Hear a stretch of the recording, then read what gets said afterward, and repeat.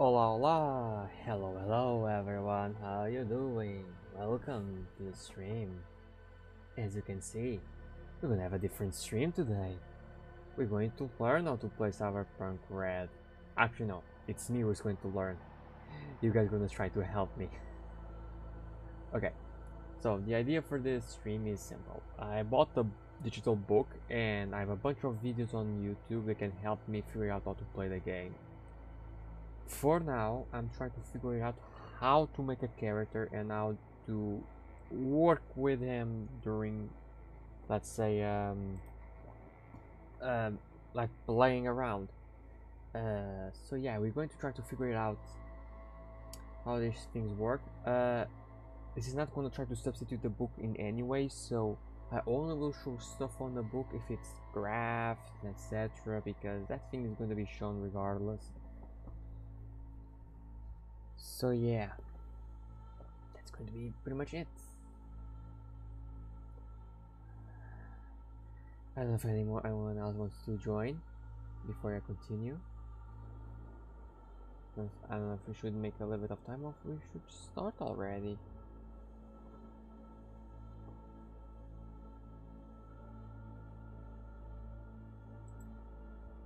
Hmm.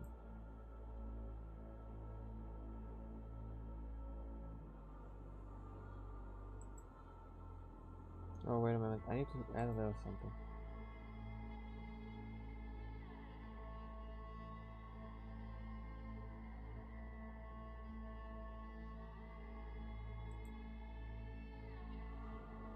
Hmm.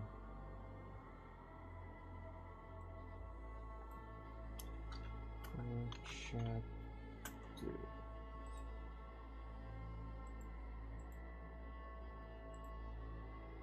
What? It doesn't show the adult? Are you serious? That's all? Oh shit, I have to do it.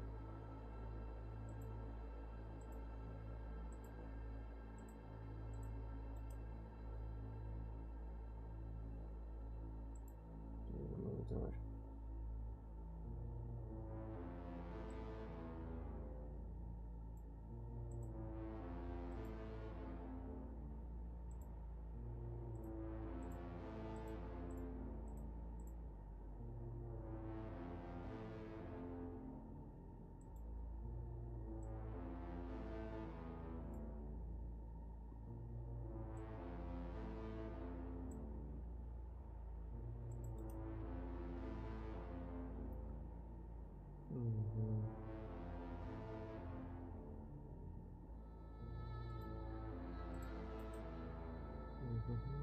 I'm trying to. There we go. There we go. Right now, it's not going to show anything yet. Okay, let's transition to showing chat. Okay, you know how this works. Showing to chat is basically I stay on the corner and I show you guys something. It's simple, really. More simple than you guys more simple than you guys probably will believe. So wait a second. Yeah, cool thing. I need to actually click on transaction. Okay, so before I show the book, I'm gonna show just some small little things before.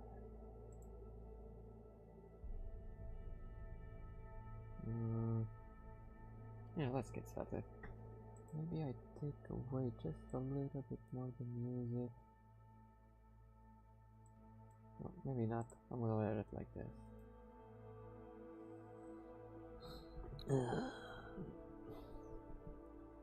This would have been cool if someone could have joined me to help me figure it out.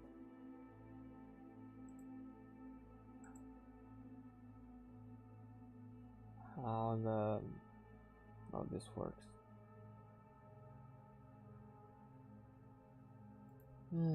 But I have no luck, so whatever.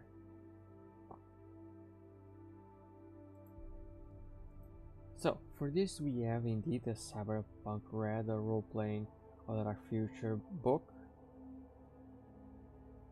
and we have this sheet. This is basically our character sheet. This is all the information, and the cool thing about this sheet is this has some automatic numbers in here, so we can figure out some stuff and put it in here. Some of these are just used during a game. The second page is just reputation event, aliases, life path, round, tragic love affairs, enemies, the gear, the fashion, the cash, the ammunition, housing, rent, lifestyle, role specific life path, and cyberware. Fashionable wear, work well, all the stuff in it. Basically, this sheet is the character in lamest terms. But I'm going to have also this notebook. This will help us figure out some stuff. I already feel with the abilities, but I figured out this is too much of a reading. So instead, I'm going just to leave like this. What I want to know and the page where I can find it. So that's what we're gonna dumb it down. I was already trying to put some rules in a notebook, so that's what we're going to do for now. We're going to basically put about all the rules organized, so how can we make a character and how to work a character. So yeah, we are sure to pay attention to some notes in here, so let's get started. Okay, I'm gonna remove this from here because it's just filling. Ooh, I think it's even too big for me. That's what she said.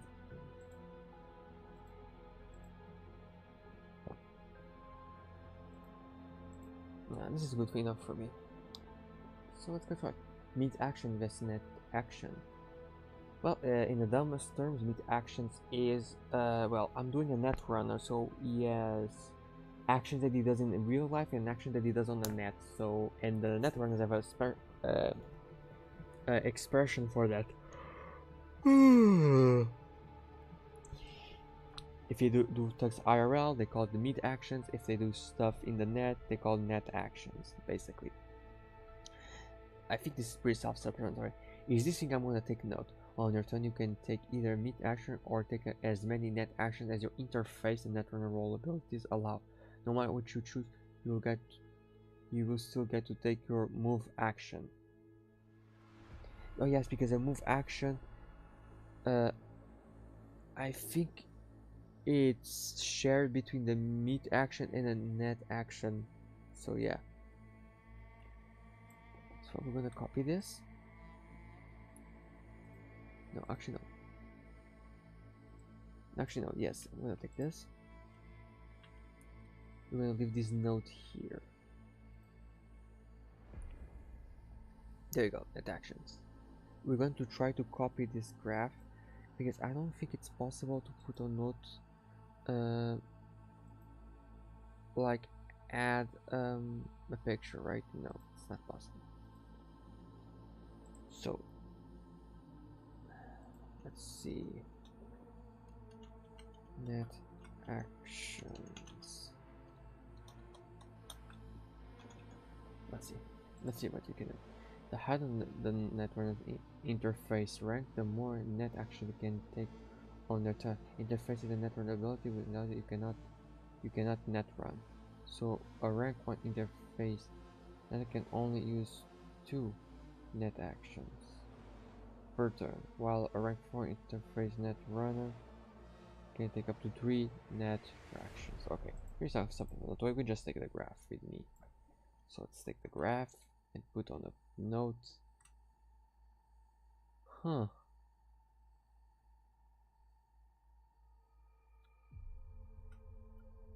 I want to see if I can trick this to look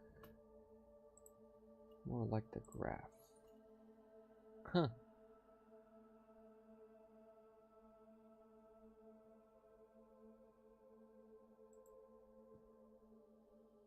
So 9, 10. Okay. So we're gonna just do this so we can make it more easy to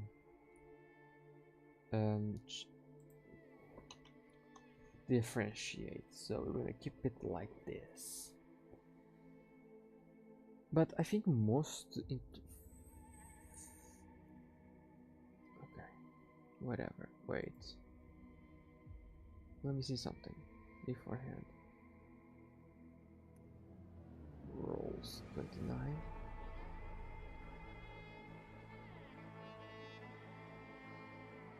Let me see something in a pitch 29.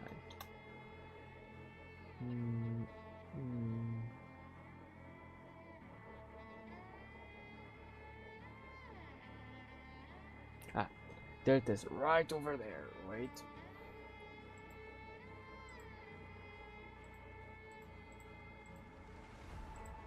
Right over here. No, this it starts with a value of 4. So yeah, if the roll ability is level 4, technically it's always gonna start with 3 moves. That's 3 net moves. So yeah, cool. Aha! This is one of the pages that I want. And okay, I'm gonna note the page also. Net action. Page. Okay. 7 if I want. List of this is list of net actions. Aha. Interface abilities. Interface rank plus 1d10, a dice of 10 size. The size now 10. Okay, list of net actions. Okay, list of check. Wait.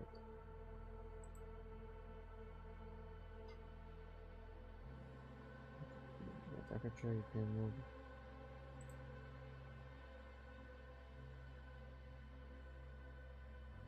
Finish.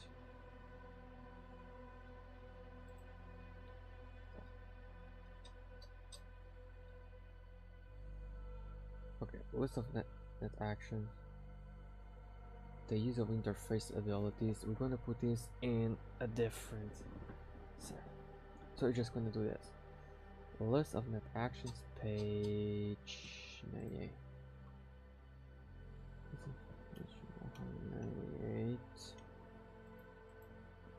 Page 98. And there's a couple of things in here I will take too. What isn't a net action? Anything you need to prior to use the net? Except for the moving and saving copies. Okay, moving in the net architecture and saving a copy file are not net actions. They don't require. Okay, that's interesting. No, wait, stop. No, I want this. Copy.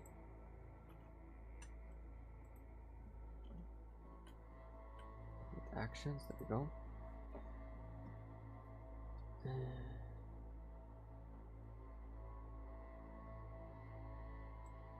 Checking in, checking out. No, wait. Oh, for fuck's sake.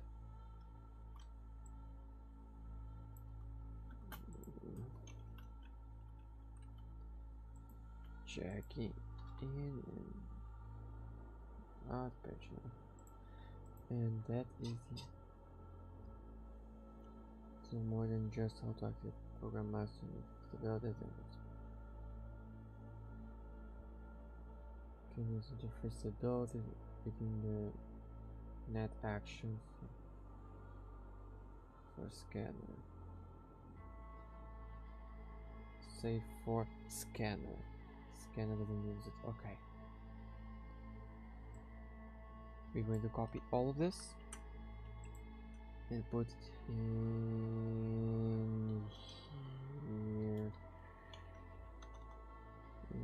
here maybe. There you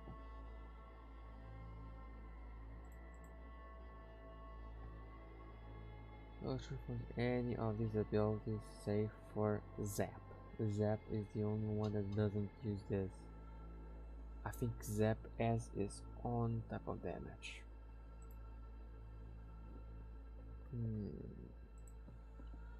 Like this, but I don't need this.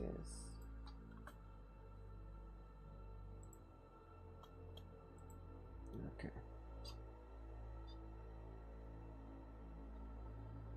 Now this is where shit got so confusing for me. Attack against a program or enemy if you are able to roll a successful zap check against the defense value. You deal 1 of the program res or to the net membrane. Okay, so all these abilities, they are between the page 199 and 200.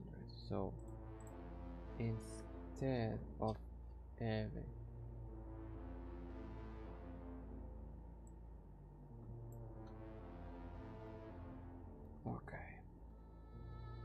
interface ability, right? Interface abilities. Abilities, we're gonna remove all of this.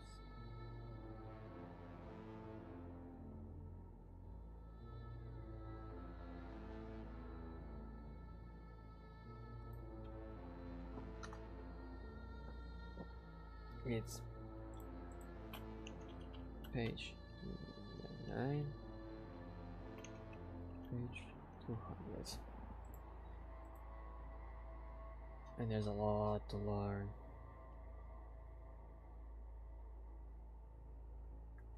Is it the only way another can make a change to a net architecture that proceeds after jack out? A more powerful virus will require a higher DV to live in the architecture, as in by the GM. Depending on what you want to do, this can require as many net actions as the GM determines. Virus example. Here's some inspiration for viruses and the time and DVs they might require to achieve. Wait a moment. One momento. Something is wrong.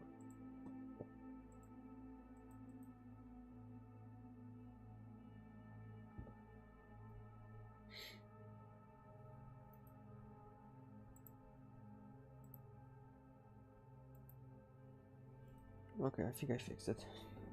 Which forcibly alters the icon of all as black eyes installed into the architecture from fierce serpent into cute little snakes wearing tiny party hats. Dev 6, one net action. Okay, who wants to do that? Virus which completely deactivates a particular black eyes installed in the architecture will until the virus is destroyed. DV10 2 net actions. Virus which causes a controller to malfunction until the virus is destroyed. DV10. Okay, it's a DV10. Okay. Virus which deletes all black eyes installed in the architecture permanently. DV12 10 net actions. It takes a while to do it. I see. Viruses that causes catastrophic and lasting damage to the net architecture itself, halving the number of available floors permanently. A DV12 10 actions too. Huh. Makes sense. Makes sense. It's a more of a question taking more time than it's hard to do, because once you have control of the architecture is basically the program, not of the program. The think of it as the computer per se. And we have Zap. Netcom, which comes from here's how it goes. Your interface plus the program attack plus 1 unit or black ice attack. Okay, versus target interface plus program with black eyes there. On the head, the target suffers the effect of the program, like black eyes. Okay, this all thing I think I already.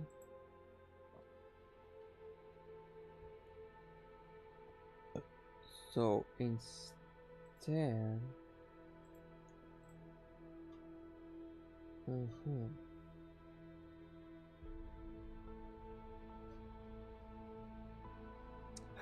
and this was basically happens to the netrunner. It basically looks at what is to the not the data base. He looks into the access point and stares at it, and he is hacking. And the objective is his comrades to protect him because he's basically useless in the meat world, in the real world. He basically stuck doing his thing. And the reason why you want a netrunner to do this is because sometimes you want a place where there's turrets, robots, maybe there's some hidden money or something. In the future, everything is on the digital world, so basically the netrunner will deal with that, basically. Fun fact that they can only use a heavy pistol as a weapon. They cannot use any other weapons. I'm not really sure if they can use melee weapons.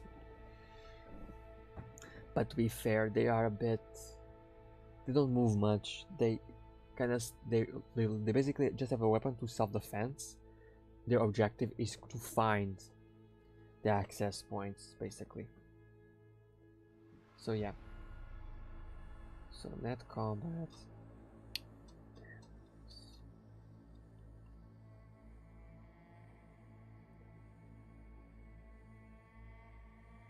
So net combat.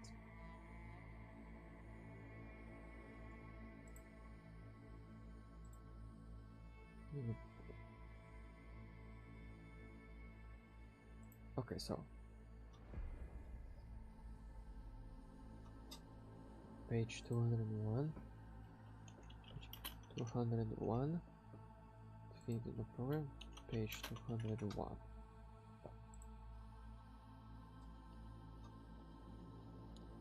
Yeah, I can programs. Blah, blah. Programs are tools a netrunner used to fight, protect, and exploit the electronic realm. Activating or deactivating a program is a net action. Basically, if you activate one of these programs, you need a net action, and if you deactivate it, you need another net action. And why would you do that? It's because a lot of programs, like say the sword or stuff like that, you activate that program of the sword that it's an attack, but to use it again, you need to deactivate it and activate it again. Here, activating is like instead of be more basically you click to attack and you have to click again to be ready to attack again. Basically, you have to activate the programs and deactivate programs.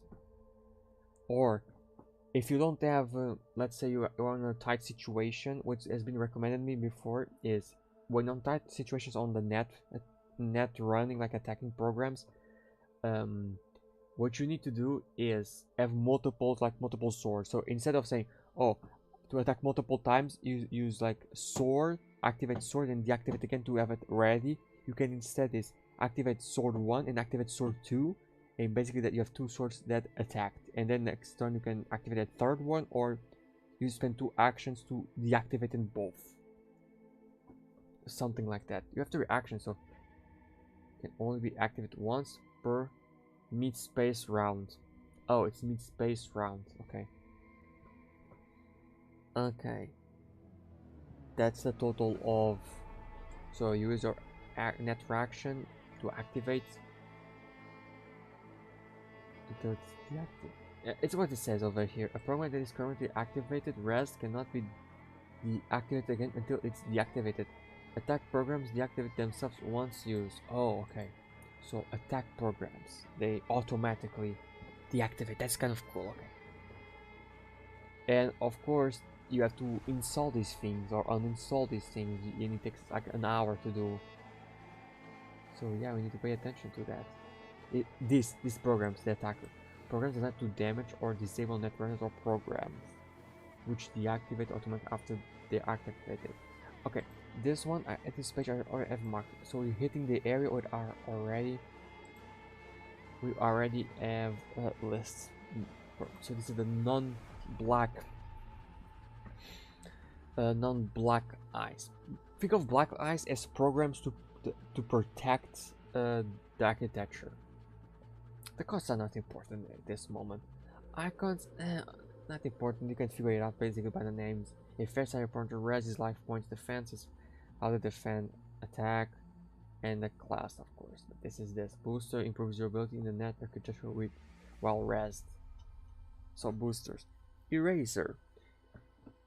Insists all clock checks you make by +2 as long as this program remains rest. So cloak is like hiding your steps that you did in the architecture. So you jack in, you do your stuff in architecture, and you go out. If you don't activate an ability named cloak, basically the next net runner will know you have been there. What this will do is making the cloak more effective. Basically, have a better chance to hide your steps. You make by this is good to see. Increase all Pathfinder checks you make by as long as basically the Pathfinder. When you enter, you kind of see what's the next. Architecture is like an elevator, so you see the first floor, and Pathfinder shows the entirety of the floor, shows what programs you have in front of you and all their paths. And that takes a dice, so you need to figure it out, and this will boost it. Speed goes out. This is speed. This is good to defend. This is good to determine if it's your character first attacking or making their moves, or programs, black eyes, demons, and netrunners. This is what's gonna define that. Worm. Increase all backdoor checks you make by +2. Backdoors. Oh, I think we figured out what's backdoors. I think it's right somewhere. What are backdoors? I think cloak. Backdoor allows them to attempt to break through passwords. It's basically a password breaker, if you will. Backdoor is what it is. So yeah, this program, this. No. Two. Basically, this is all to help. Everything that's not actually combat related is more like what you're doing on the net. And to be fair, second what I see over here, these two, which could be especially this one, the Sia, it's apparently it's pretty cheap, not too costly. The worm is actually pretty cool. Defense, I think defense, flak, shields, I think this only can be put on the netrunner, cannot be used on programs, if I'm not mistaken, right? I'm not. Each one on the second can only be active. Programs are tools a netrunner uses to fight, protect, and explore the electronic realm. Activate or deactivate programs. So, a second I can read basically the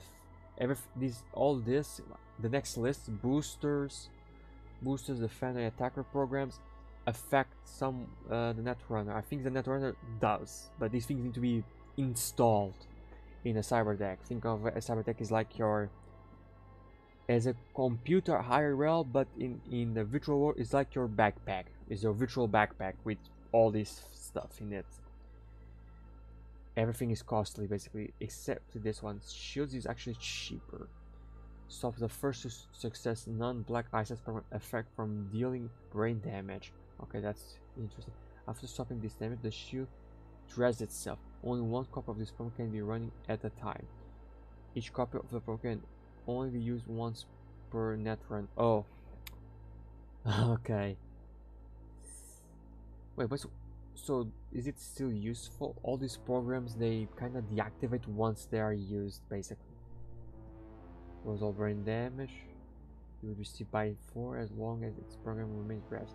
Only one copy of the program can be run at a time. Each copy, yeah, all of them have the same rule. These protective, these defenders programs, they basically all can only be used once per run. .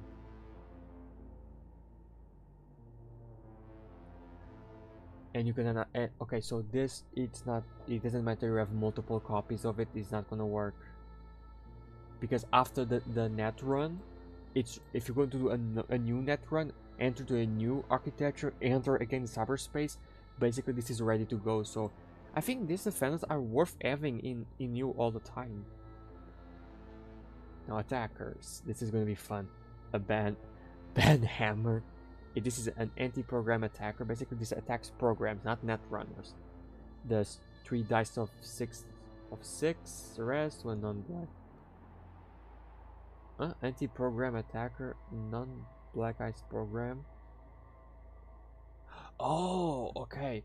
So this hammer can affect things like the defenders, boosters, and yeah, boosters and defenders. This one was thinking a couple of nights ago, what the fuck this means. Oh, he's not gonna find non-black ice program. Then I realized that these things have lives. Oh shit. Now I realize something. This bandhammer has the potential to basically destroy easily any of these, because you cannot increase the res being the life, the digital life hit point. No, digital hit point of each program. Okay. And it's costly apparently. Sword, anti-program. Wait. Yes, 2 types of.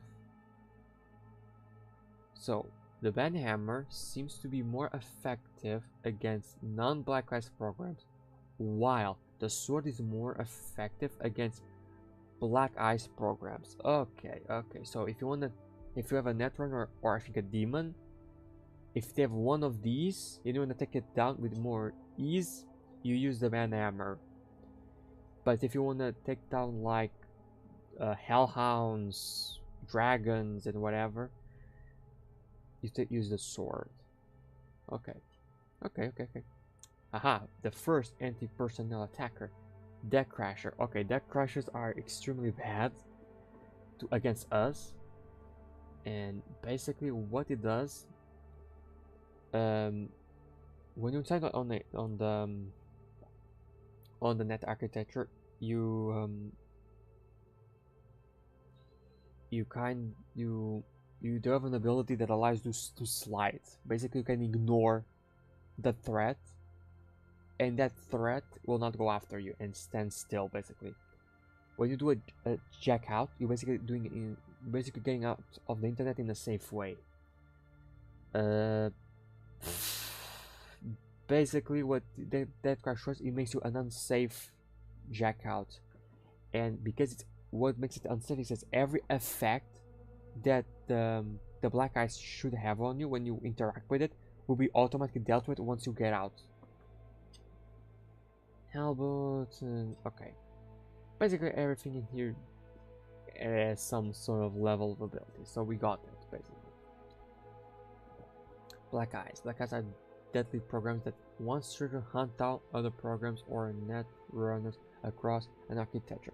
You can choose to load or deck with your own non-demon black eyes, but these programs are much larger and will use 2 slots in your deck. Activating or deactivating the program is a net action. Install or uninstall black eyes programs takes an hour. Alright. So what I'm going to do is, and yeah, brain damage is applied directly to HP. Okay, so I think I left. Yeah, I already marked all of these. And the 4th page, and the kinds of black eyes program. There we go. Anti-personnel black eyes, and demons. Demons is like an AI, which is all purpose, is to control the guns and IRL, the hellhounds, the programs. Think of it as an AI that controls. Someone is knocking at my door, for fuck's sake.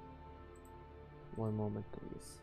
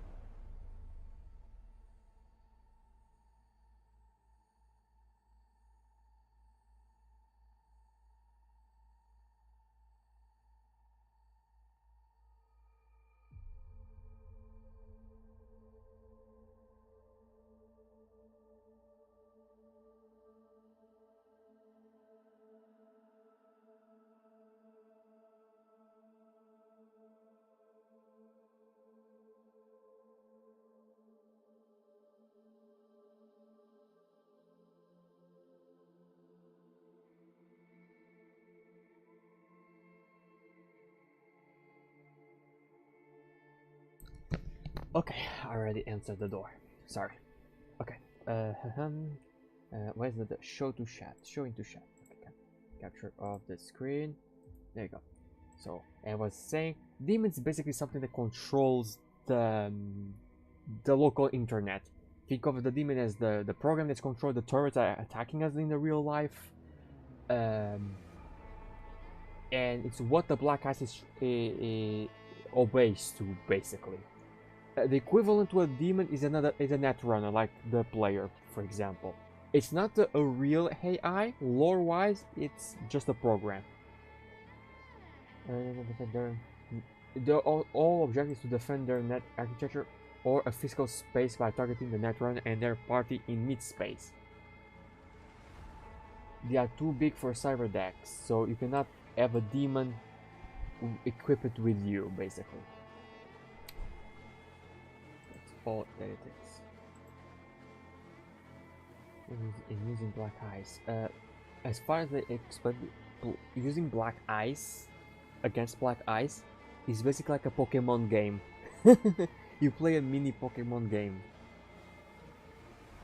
I'm not going to explain this because the GM plays as all black ice turns, so as the GM is going to, because the black ice cannot be ordered around like go left, go right. No, it's basically, it has something to attack, it will attack, basically. That's what black ice programs do. What's our here? Black ice will chase its target through the entire architecture. So if for some reason the target of the black ice goes to another floor inside of the architecture, is going to after it until it's dazed or is eluded by a netrunner who successfully uses the slide interface ability. Remember, slide you can ignore. So yeah, if you slide on the black ice, the black ice will just ignore you and stand still, basically. It's like a, well, it says the name, it's like a dash, like you move past a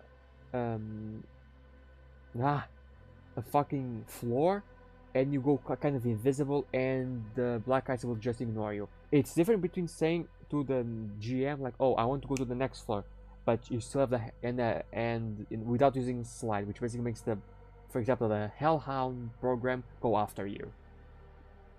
Anti-program black ice will continue to follow any enemy netrunner until they are dazed or stealed away from, even if they currently have no program res. Okay. As they are coded to view enemy netrunners as a program source. Okay. Black eyes that are eluded by a netrunner slash ability stop following their target and become a black eyes laying in wait in the architecture exactly where their pursuer ended, as described above. Okay. I think this page 2005. Okay. Now from here is what I'm gonna put. Okay, this is our term: class, perception, speed. 205. See encounter black eyes. Oh, there is an encounter over here. When you encounter enemy black eyes lie in waiting in the architecture, you roll your interface plus any speed bonuses you have activated. The boosters up there, I remember them. Okay. Plus 1d10 versus the black eyes speed plus 1d10. If it beats your check, you or one of your active programs at random, in the case of the anti-program's black eyes, suffer its effect immediately. It is then placed into the initiative queue and the top one, no, in a queue at the top, one number above the entity with the previously highest initiative. On each of its turns, it will attack the netrunner for one of their active programs at random, in the case of the anti-program black eyes. Once rolling its attack plus 1d10 versus the netrunner interface plus 1d10 or program's defense plus 1d10. If it's an anti-program black eyes doing its effect, shall it succeed. Basically, speed is going to define the order of everything. Res, the program, hit points, the effect. Okay. And I think this is on order of the most easy to the most For example, we have the Ass, the Giant, the Hellhound, as I told you, and each one has an effect. Destroy a single program installed in the enemy network cyber deck at random. So at random, one of the programs, bye bye, gone. Giant. There's brain. Oof, there's a lot of damage. It's forced to and unsafely jack out of their current net run. They serve the effect of always enemy black eyes. They're encountering temperature as they leave, not including the giant. Okay, so it doesn't suffer this again, just suffers once. Yeah, the giant is a really tough guy. I'm seeing it. Because he has an anti-personnel black eyes. Okay. Another anti-personnel black eyes. The Hellhound does 2d6 damage direct to the net run of the brain, unless isolated. Their cyber deck catches fire along with their clothing. Okay, that's really fucked up. Until they spend a mid action to put themselves out, they take 2 damage to their HP whenever they end their turn. Multiple instances of this effect cannot stack. Okay. Okay, Hellhound really fucked up. Between they're actually attacking you and give you brain damage and the effects, that's fucked up. Kraken anti-personnel still. Each one of them has that.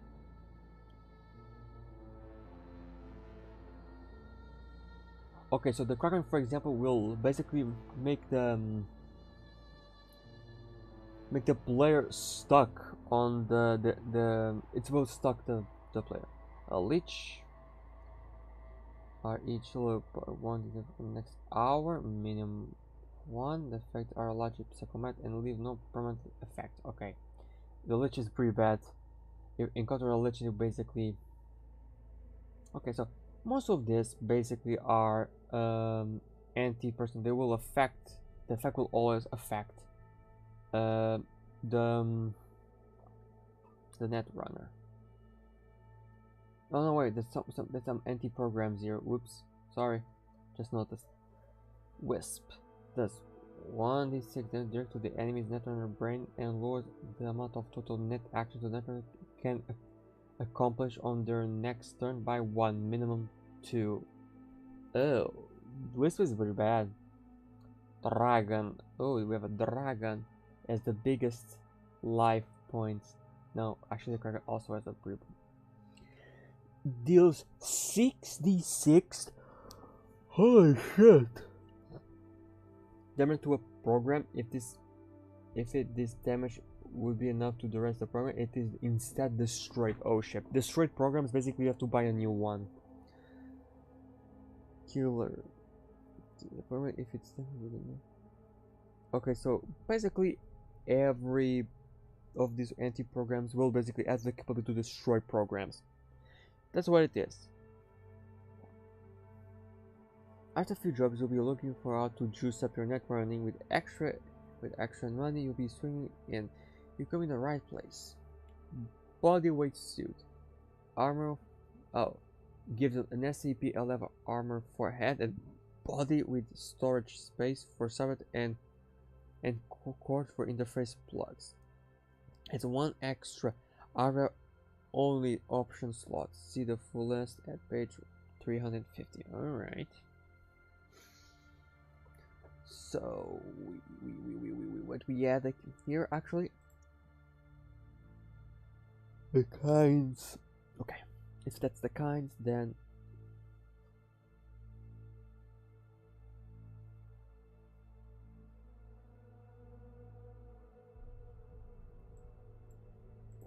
Black Ice program.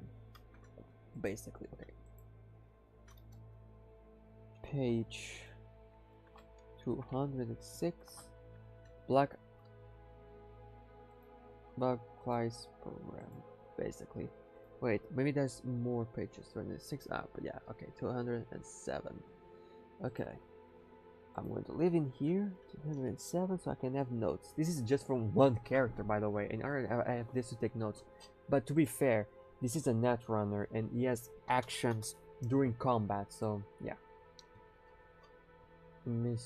miscellaneous programs. Cybertech cyber arm option. A cybertech installed directly into a cyber arm adds one extra program / hardware slot. See the full list on adds one extra program, or it's a or it's a and also I'm not really sure. Okay, so I have another instance of the book. Let's just give a quick look into this. Oh shit. Oh wait.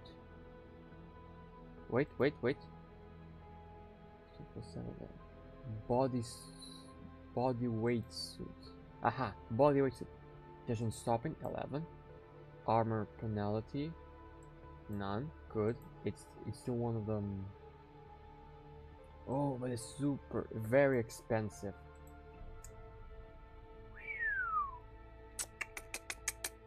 Yeah.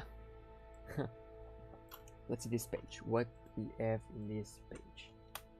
For the so-called quote. Why is not letting me? Okay. Cyberhar. Oh wait, Cyberdeck and Cyberarm. Cyberdeck, Cyberarm option. Okay. Cyberdeck. Huh. Cyberdeck. Clinic. CyberArm option. Cyberdeck permanently installed into the user's CyberArm.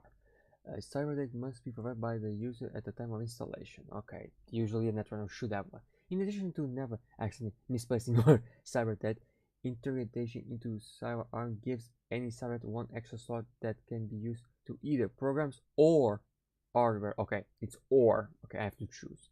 This is a permanent upgrade. Attempting to uninstall the Cyberdeck from the CyberArm breaks it beyond repair. Okay, you don't want to unless you have an extra. But any programs or hardware on it could be easily recovered. Requires a CyberArm and takes 3 option slots. Ugh, okay. Cyberdeck still requires interface place and neural link to be operated by the user. Okay. HL. What's an HL?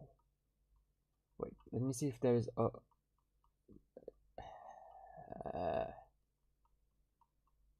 usually somewhere okay, there must be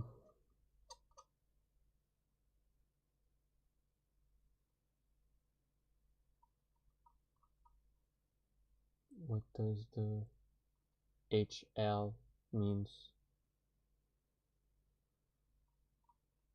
Huh, there must be some drugs in here. Oh no, fashion.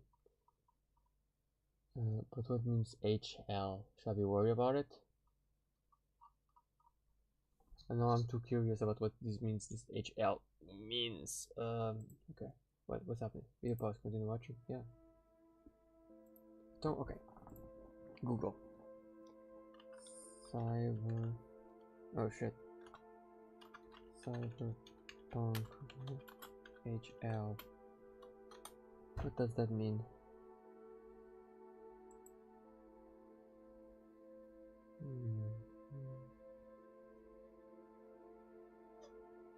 No, nothing.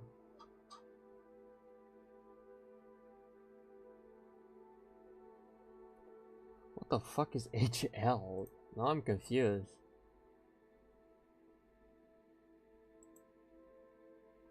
No. Wait, let me try to see something. Maybe it's the space?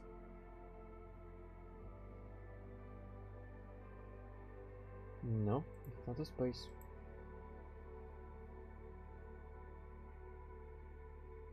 In the streets, economy, okay, ladder jack, okay, blah blah blah. Stun gun, scenario arms, something.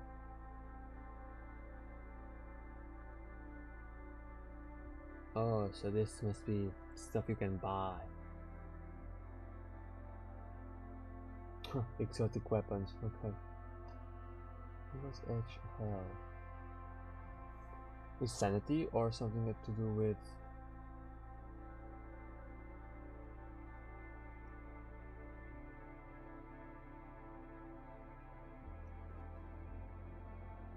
sort of that general for 1 minute summary. There are okay.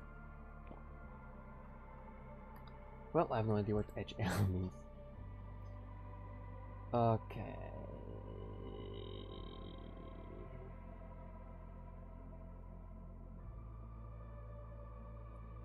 Page 208. Page 208.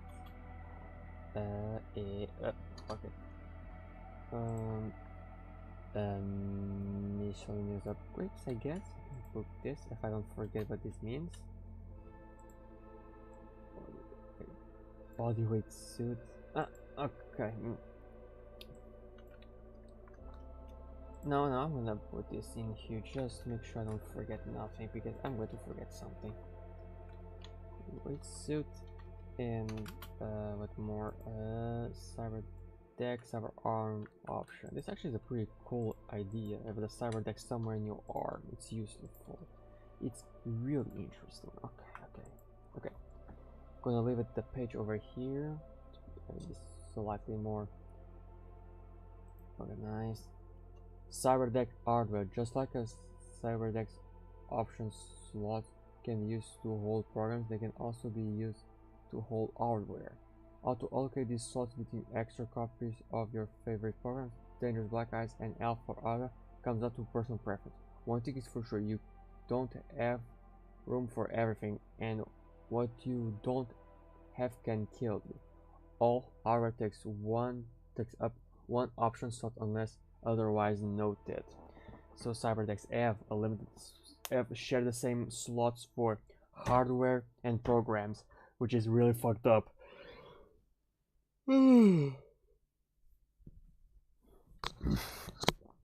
So unless you have multiple cyber decks for multiple things, because I don't know how long it takes for a cyber to switch between cyber decks. It's never instated, but that's the only way I see it. Saves non-black. Okay, this one is pretty cool if you want to make some extra money actually. So what this does is basically the cyber with a backup drive that saves non-black eyes attacker, defender, or booster programs that are destroyed by pulling them into the backup drive the instant before they meet their end. As a mid action, an opponent can reinstall all programs saved by the backup drive onto their deck. If they have the slot for them, if removed from the cyber deck, the backup drive erases its content automatically. Restore programs with 1 per net run restriction and the like are restored in the exact state they were saved in. So you can't kill your own armor to refresh it. Yeah, that means you. Takes 2 hardware option slots. This is really good. So you know there are some black eyes that can destroy your programs, like the sword and etc. Things that you can do as a net runner per se. This shit basically saves that shit from being totally destroyed, which saves a lot of money. I thought this was something else, but I mistake it for something else. Starting with the DNA lock can lock and unlock using a. Okay, this basically is simple. You use the sample of your body to unlock your cyber deck. Basically, if someone else tries to steal it and open it and stuff, you have something that can stop it.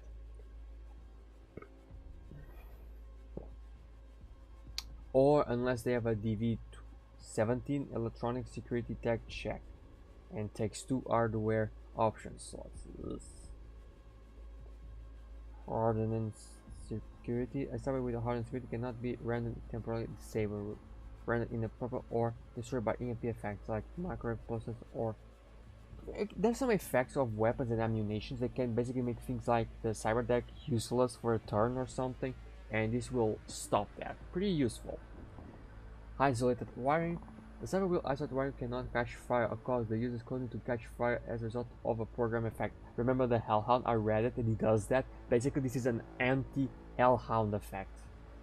Crash barrier. Okay, so remember the data crash, which basically forces you to come out? What this will do will basically make you unaffected by that effect. So it's really good. It's the anti-crasher basically. Range upgrade. Except with the range upgrade can connect to an access point from up to 8 meters away. Not really useful. Like to have access to the access point, you need to be 6 meters away. So 2 more meters. I don't see what's the difference. You still need to be on cover. You still need to have the team around you. So I don't see the unless you are on a stealth situation, but not convincing me. So yeah, Cyberdeck hardware, cool stuff. Basically the only thing I would honestly use was these three. Honestly, I personally would do this. But the backup driver actually seems to be really good too. How many slots do we have? He's not saying. There should be a reminder in here. Okay.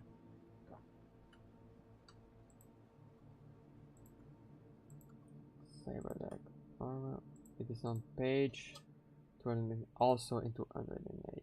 Okay, so in that case, Control X, space, boom. Okay. On accident, metals do not have a net architecture, either because they are analog, like many toasters still are, or operate entirely on the CityNet and memory chips like agents and video cameras do.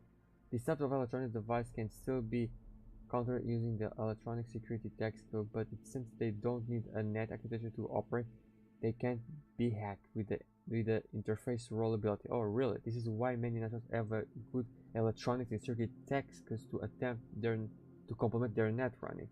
Cyberware can't be hacked using interface for the same reason, but it is governed by the cyber text guild instead.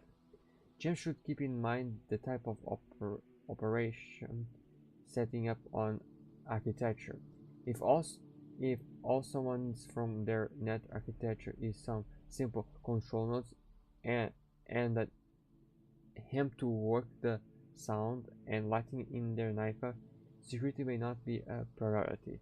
Just like in real world, people in Cyberpunk build based on balancing budget and supporting what needed to run their operations efficiency. Okay, obviously. Doing a net run is easy if you think of net running like an elevator, as I said. Example of an architecture. Floor 1, a file. There's straight up a file on the first floor. Second floor, a password. Use a backdoor against the DV8. 3, control node, cameras, control DV8. Another password, backdoor, DV8. For 5, ask. You have to combat it, of course. A control node, security door, and there's an hellhound in the end. And after that, you basically are inside of the architecture under control. It is where you can replace a virus. Okay. Doing that run, okay. I can pass this one. Basically, I have to use this regardless. We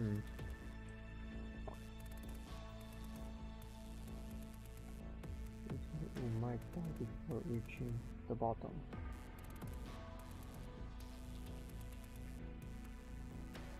Okay, I understand. There's a difficulty, there's it.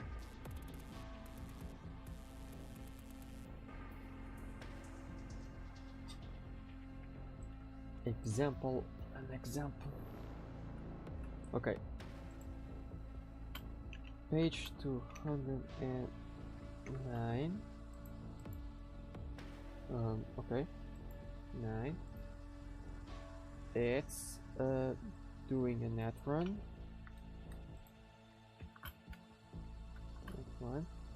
Then there's a example of a net run. I want to have that thing noted. Plus building the net architecture. Okay. Now I'm gonna skip this one and put again page 209.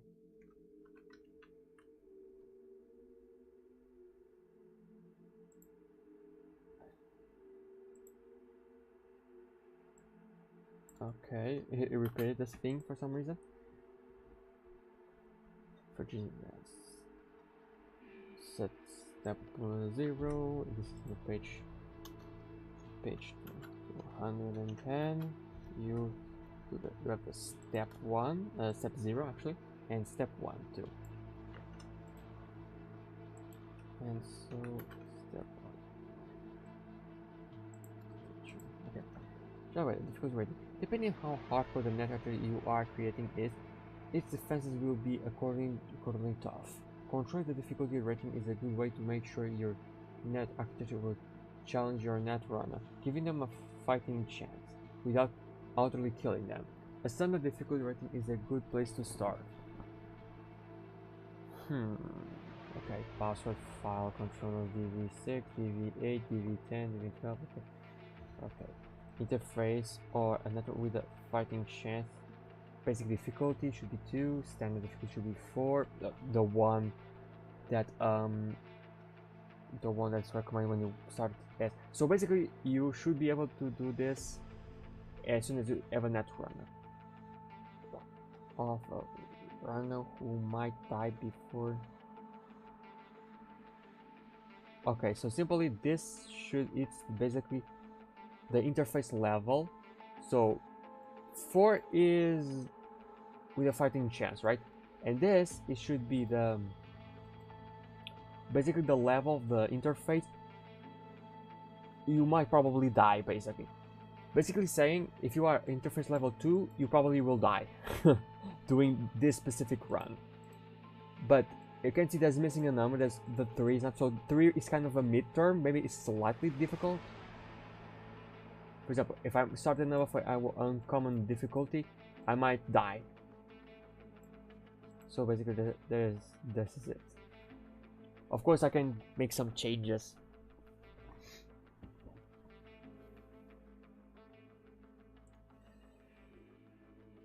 Because I don't know what happens if you fail actually the DVs. Just don't do it actually, honestly. Okay, whatever. I already step. Okay, I just have shape the architecture. Roll 3d6. This is the total number of floors the architecture will have. Roll a d10 if you got 7 or higher. The architecture has a branch in it. Roll that d10 again to see if you get another branch. When you don't stop.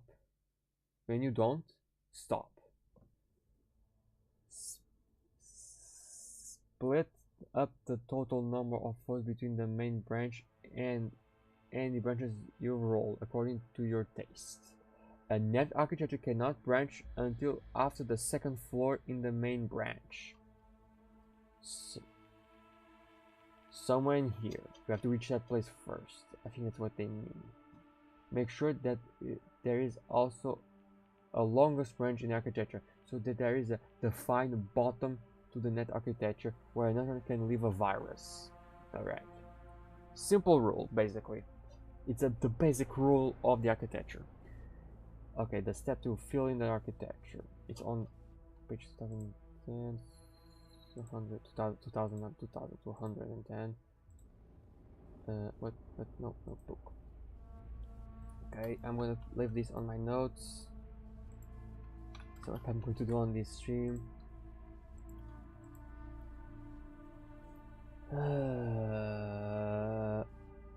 See the network. Keep in mind that in the placement of the network deployed character. Okay. Difficulty value table just above, and decide on the net difficulty rating if you want. Last floor, the network work your way down. For the first 2 floors in the net architecture, roll on the lobby table below to determine what can be found on each floor. Re-rolling any programs or password entries already rolled. Continue working on your way down. For the remaining floors of the net architecture, roll on the net architecture body table that corresponds to the difficulty range. Wait, what is he talking about?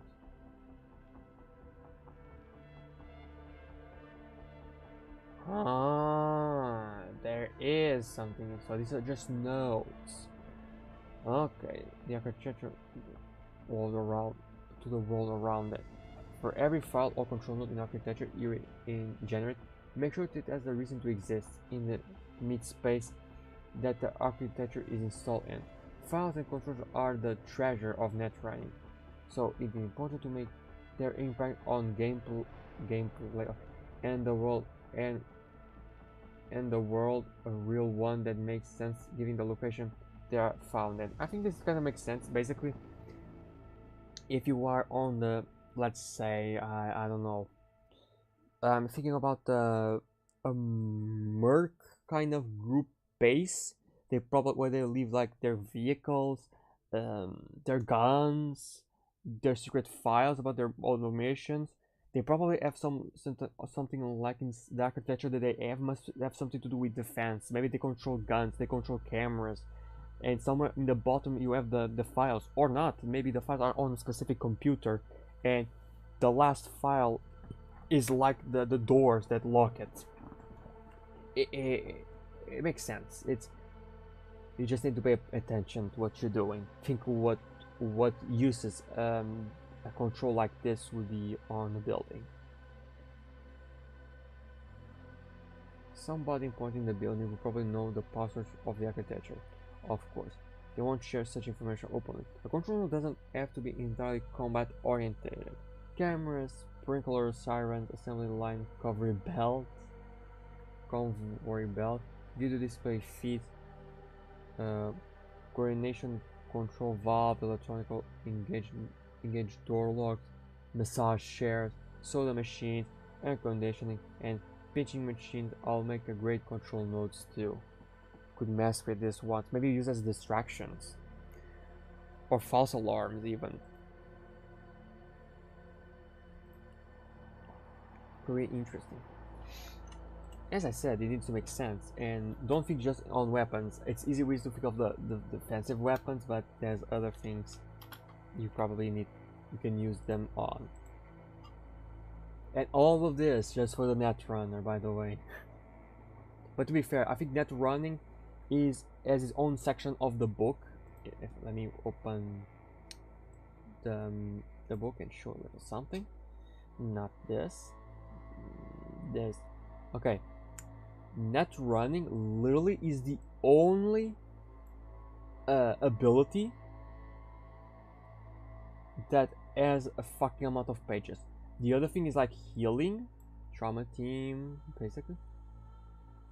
The time of the red, it's like Laura's Neo Corps, welcome to Night City, 1920. This is like everyday life, staying out of trauma, to stay in touch with your packing, when you have to get around. The weapons, they must be here too. This is the combat systems, reputation, and etc. But as you can see,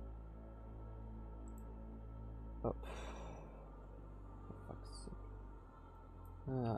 As you can see, net running is a big part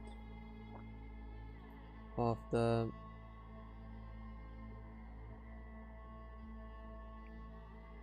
game. Is a really important part. Yeah. Vehicle combat. I need to give a hard look on that. That must be fun as fuck. Okay, so it does a control node in the architecture. Decide what they are and if a demon is present to operate them. Any active defenses will need a demon present to run them. Try to fight the demon to its location. When in doubt, imps are commonplace. The local movie theater's net architecture probably isn't running a barrelon unless it's hiding something. Basically, demons have 3 classes. Imps are the easiest ones, and barrelons are a bit more hardcore. In the spirit of fitting the architecture to its metaspace location, feel free to replace any programs you generated with other programs of the same cost and swap around any floors you generate in the architecture. Or instead of rolling, pick whichever floors you want in step 2 or step 2 for a more custom approach that also maintains game balance. Sparingly, you can even pick floors from a net architecture from one difficulty rating higher than the one you are trying to generate to make a boss floor of sorts. Huh, interesting. Okay, so first two floors, the lobby, file, password, a harder password, a slunk, a wisp, and a killer. Damn.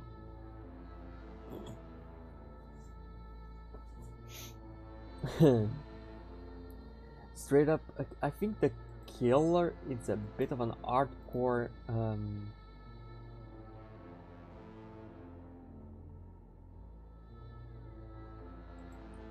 I think the killer is obviously is a Black Ice program, I know it. The killer. Okay, it's an anti-program. A robotic samurai with red eyes wielding a glowing katana. Okay, cool. Discretion deals point of damage if this damage would. Okay, it's basically an anti. It's a tougher enemy and basically it's an anti-program. It's basically after your programs. Okay, it's not that hard. Okay.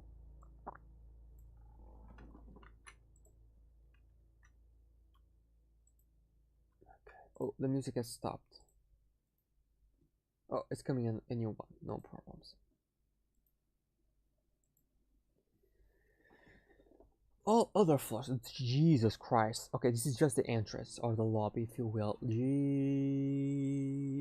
Christ.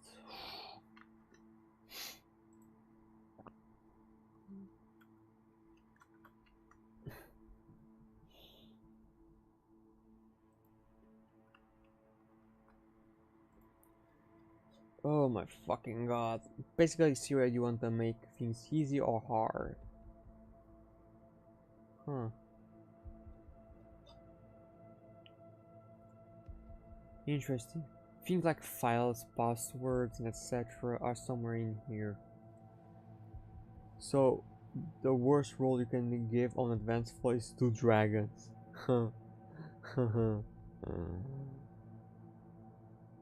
Okay.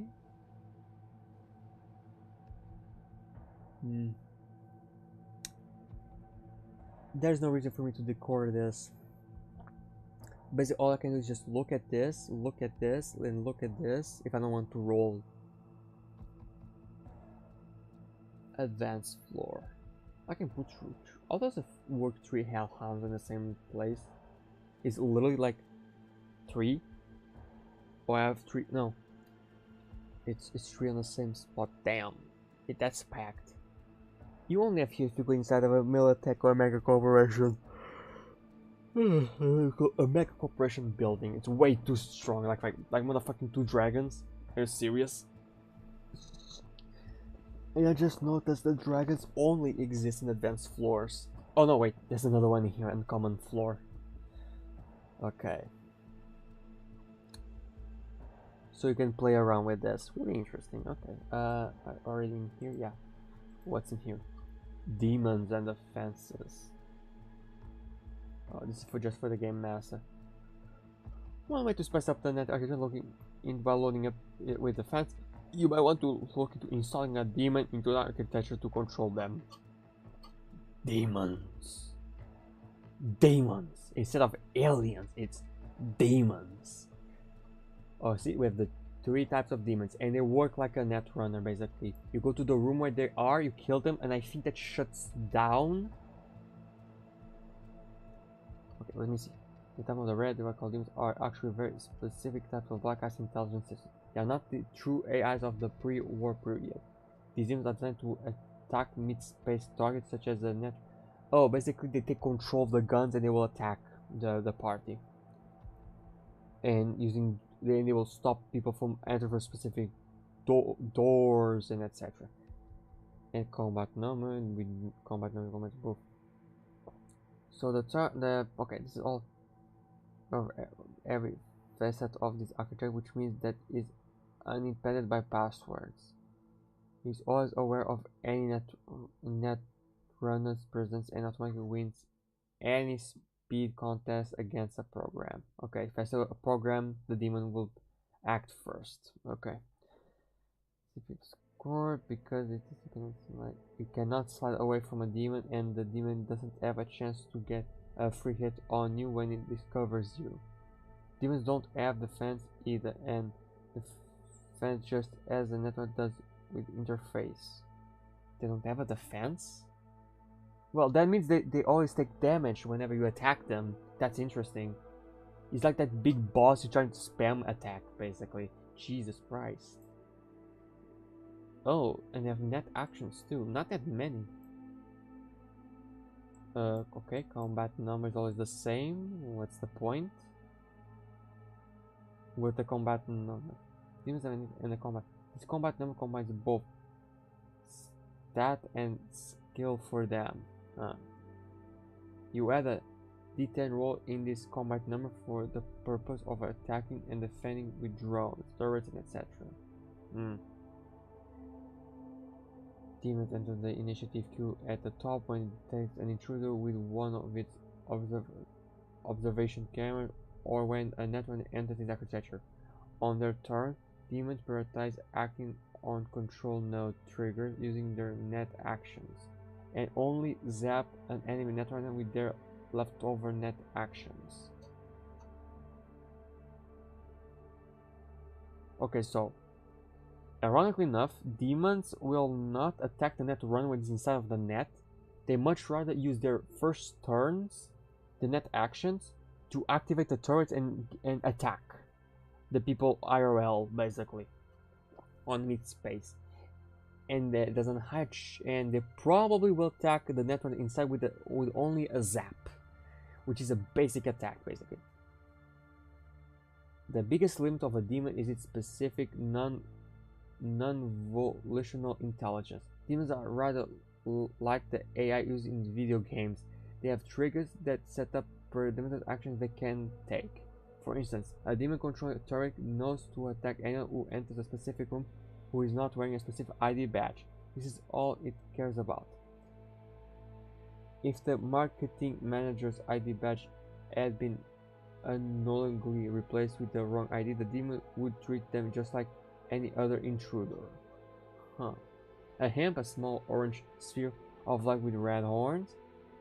A free, tall, powerful, built black man dressed in elegant evening clothes, complete with a vest and dagger.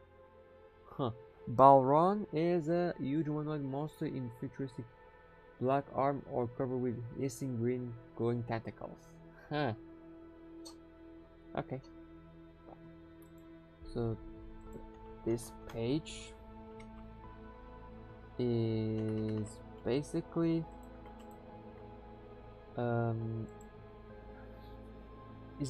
demons. It's basically a demon page, basically. Demons. Title, description, default trigger, most common method of activating the defense. Okay. Data, okay.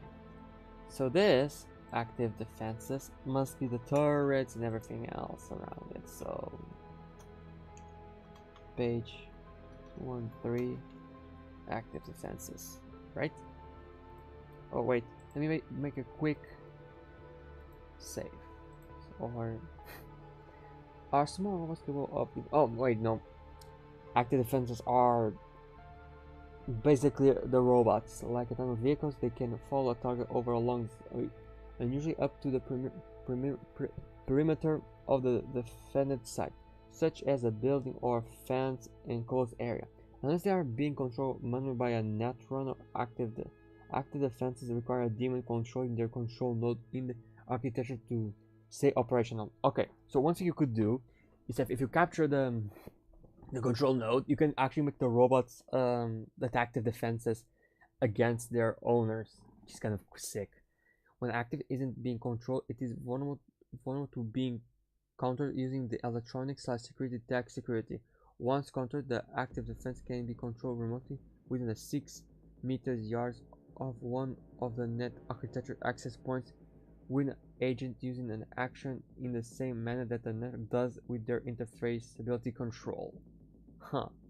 When controlled by a netrunner, all attacks and defense are made using the netrunner's own skills. as if they were firing its weapon in their own hands and dodging with their own body. Okay. And basically we have the types of defenses.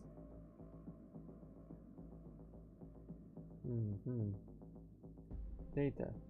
8 moves, 15 HP, interval defense, air, combat defense, defense,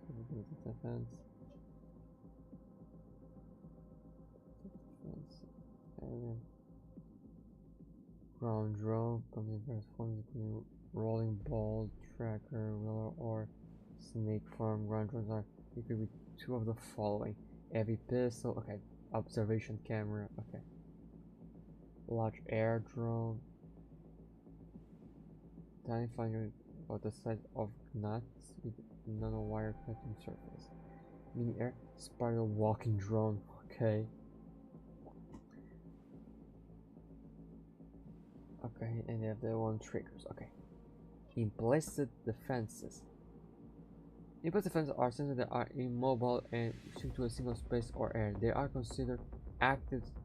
They are defenses in as much as their program requires a set of determinate conditions that they trigger an attack. Okay.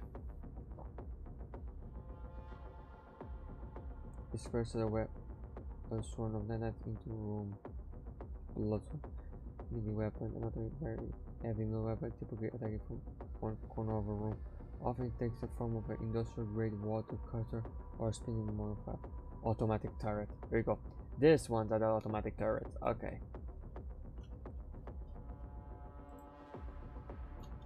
Okay. Page 214. Emplaced defenses. Environmental defenses. Observation cameras. This is a net of nanowire proceedings from a carpet. When triggered, the wire descends and wrap around the feet and legs of the target, reducing their move by 1d until the carpet is destroyed and get off of the carpet. Laser grid, deep floor group, ceiling wall punchers. Okay. Slip floor, stun panel, slip gas, elevator. Hey, look. Oh, it's a fucking minigun, this guy. Oh shit. Okay, this is fun. This is a fun description. Environmental defenses, let's go. Page 215 and 216, if I'm not mistaken. 15, 16. There we go.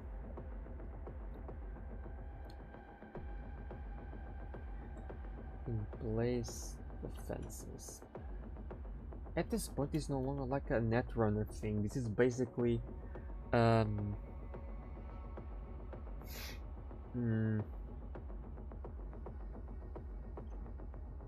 this is how to make architecture buildings with a net architecture. Oops.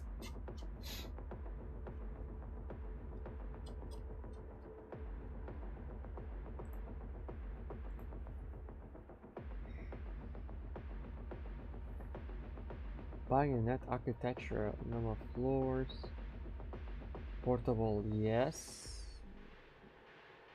Cost per floor.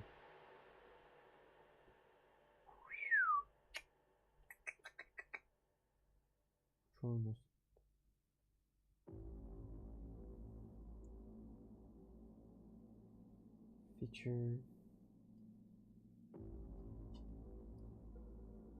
Black eyes. And this is basically the cost. Yeah, this is I'm mistaken. This is not most of the information in here. It's not literally what the netrunner does. It's more like what is an architecture and what's inside of architecture. So I'm going to do a little thing, which is I'm going to open a paste. There you go. CyberpunkRed. No. Yeah, netrunner. We have to change some things in here. So what I'm going to do is paste net architecture, because this is just a bunch of stuff over here, and over here maybe not. Wait, let's just open text net architecture. architecture. Okay, so we'll open this one, and then we're over here. Okay, interface of it. That's on my page when it comes to interface program, fitting programs page. 3 kinds of non-black eyes, boost defense, black eyes, and upgrades. Okay. So,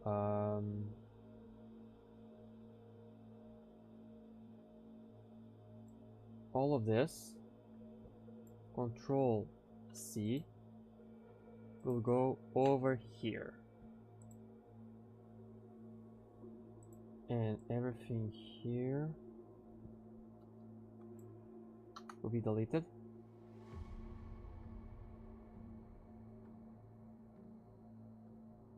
And we're going to leave this one over. And this entire section is basically the Netrunner is the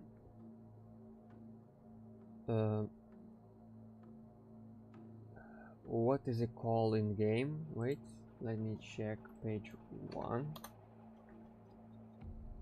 It's called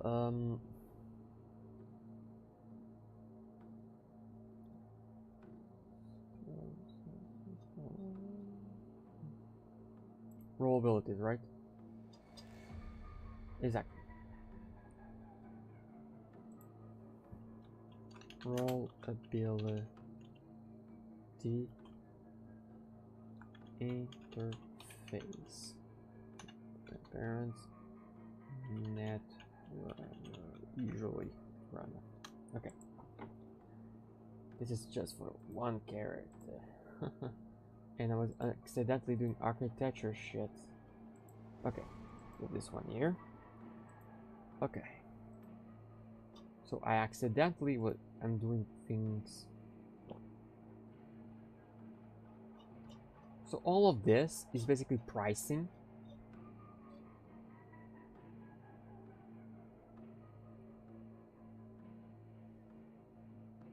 Yeah, this is just pricing. Oh, and now trauma tip, and this finishes everything about the net running. Actually, the fact that I got the Netrunner abilities plus what's the Netrunner and how to do what is all in the same section. So what I'm going to do is, since it's all is for the same thing, 70,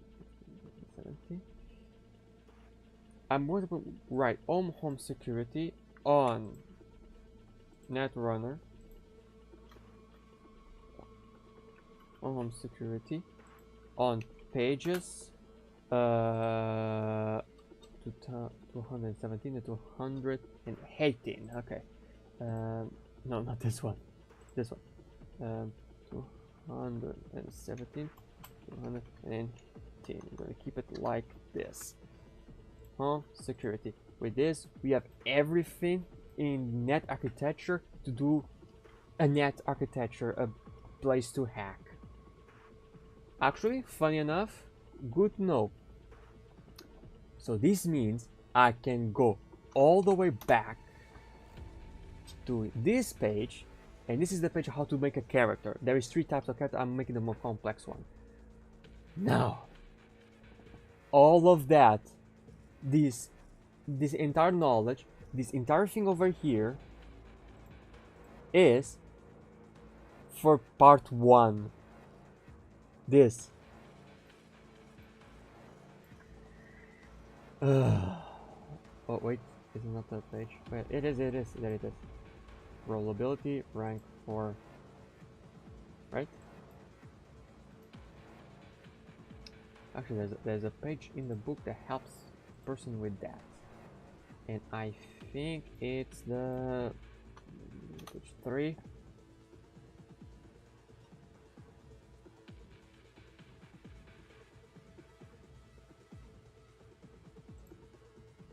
Sheets, no. I'm just trying to find it. I think there is.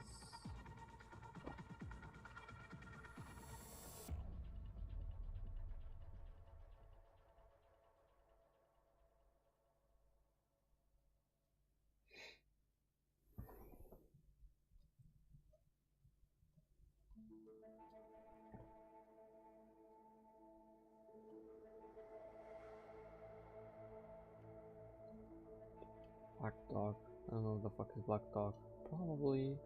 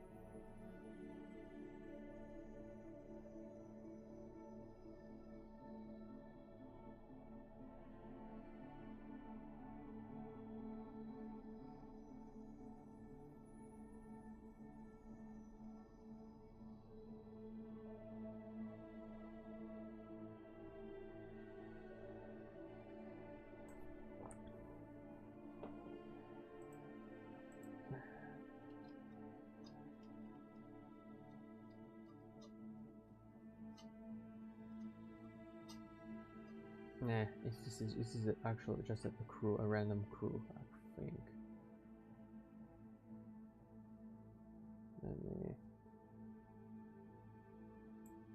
Actually, no, there is something.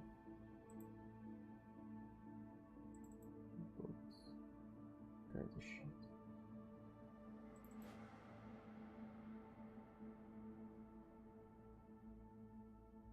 No, not this one.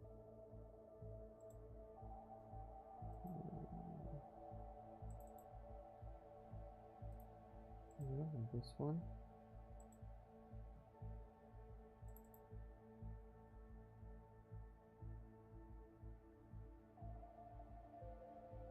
This is a simplistic version. I don't want to go to the simplistic, I want to do the hardcore. But it's no, not one. Okay. It's 4. No, I don't need this simplistic, I can go to the hardcore one. This is a video game inside.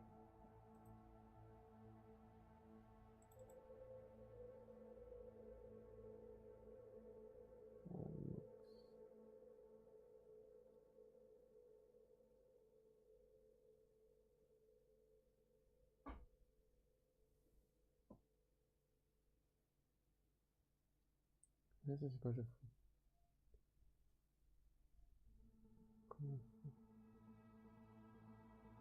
I think this is to make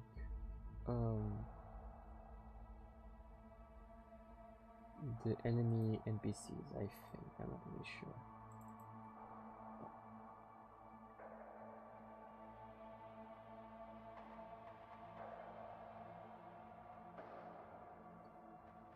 No, it's a cargo train. Forget. I don't know what it is or at this point.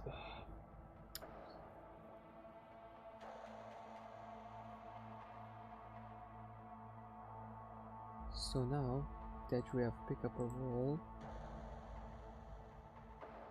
the other one, this one is also safe, so safe again. Close. No. Now we have everything surrounding the abilities. We're going to ride. We're on the left path. Let's go.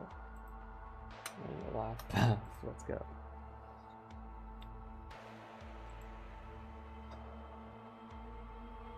These are fleshing out character size and with their worldwide appeal. Or shouldn't.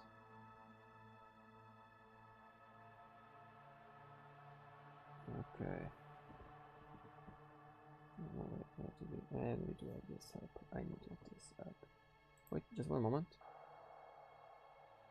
Show the chat. One moment. Let me just check a little something.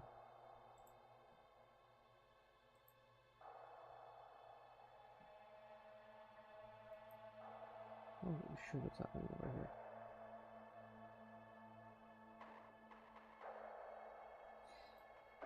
Okay. Good chat, okay.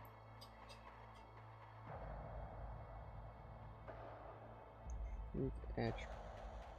That's 28, okay.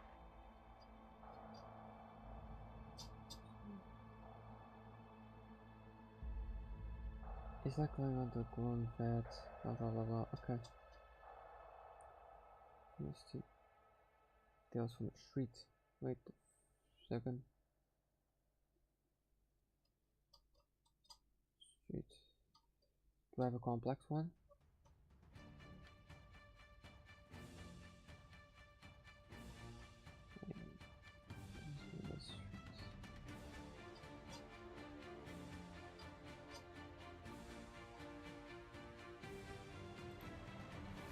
Oh shit. Oh, for fuck's sake, nope.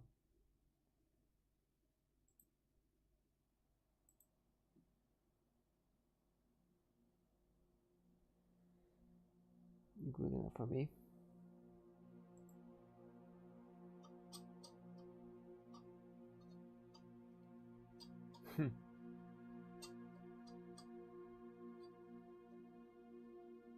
Tragic woes. Yeah. 5 goals. Aha. Role-based life paths. Okay. Then I need to come here to page 56. So we're going to make our character backstory. Very well. Cultural. Oh, now we need actually to touch on this. Language.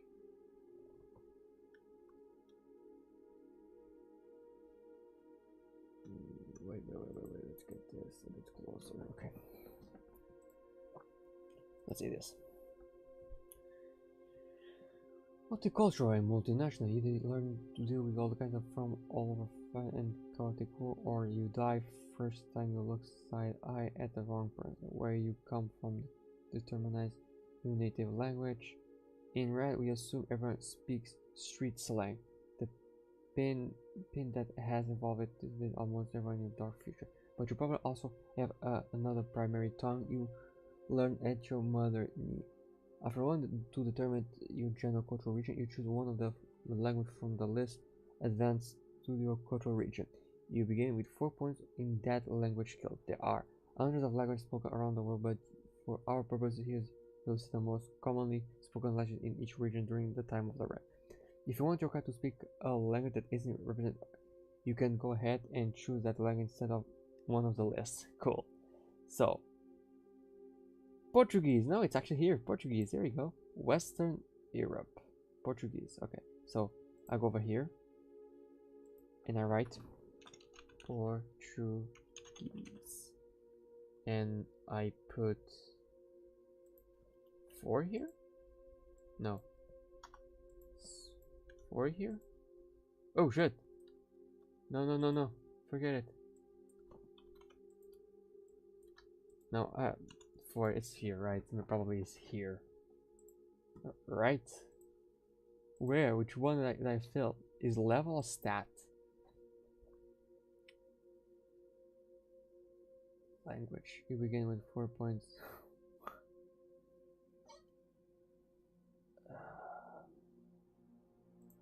I will say it's here, but this number is not changing. Oh, because I need the stat for this. 2.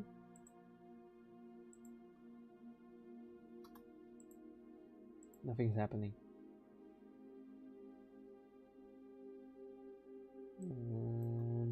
4.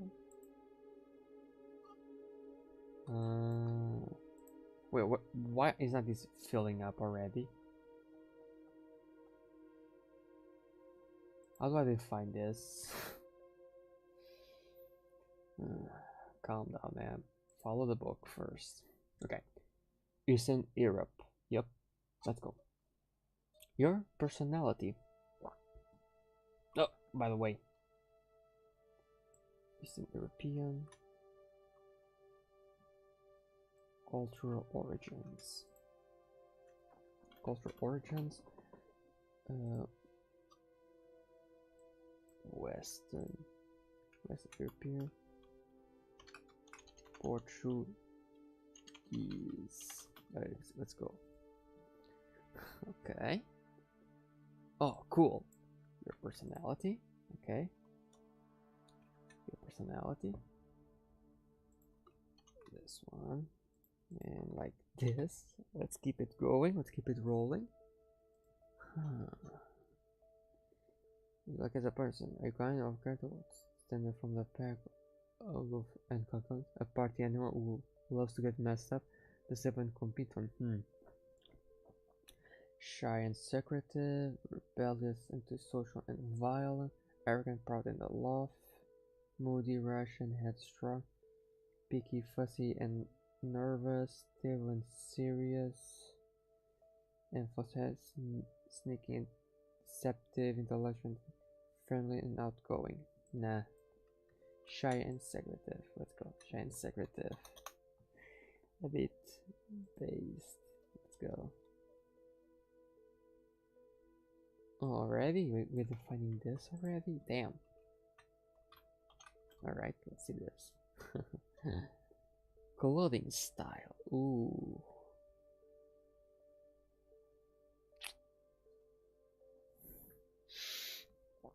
To each column. 1 for each column. Okay. Oh, okay. I don't need to necessarily choose this one. Okay. Loud colors, stripped. Gang colors that just rather rebellious. Where's the shy and silent type? Homeless. Oh, there's nothing that says silent. Okay. Retro free spirit.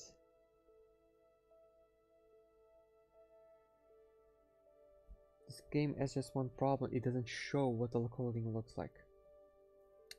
So what I'm going to do is go over here. CyberpunkRed imagery.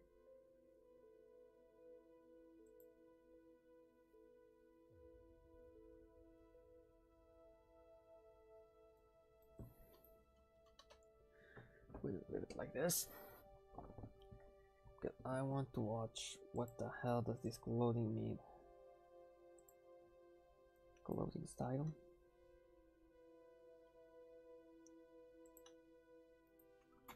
Clothing style.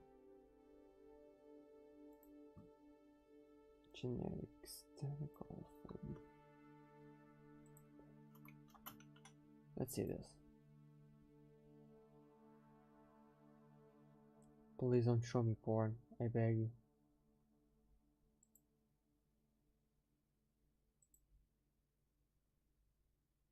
It's not being specific with all the honesty.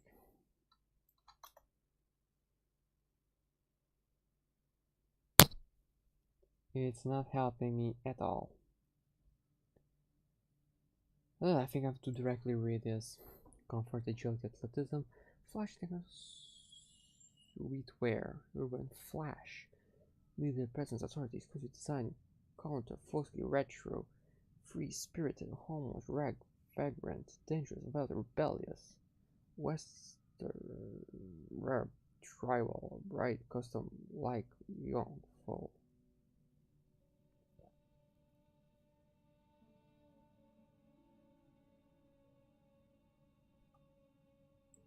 Let's see what this shows. The clothing, again, this, I don't need to actually follow this.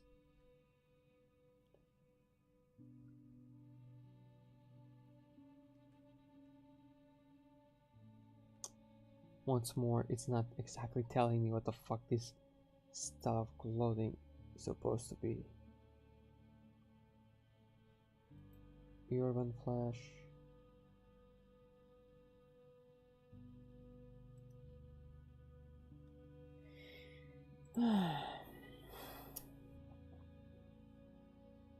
Oh, I could also.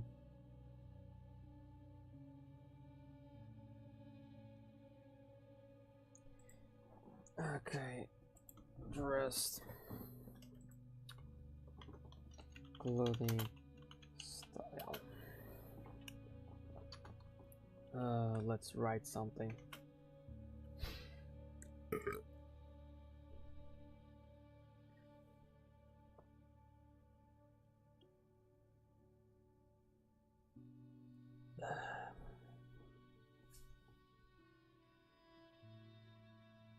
Right.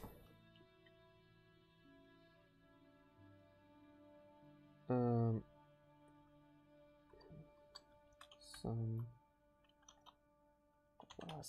I will say it's sunglasses.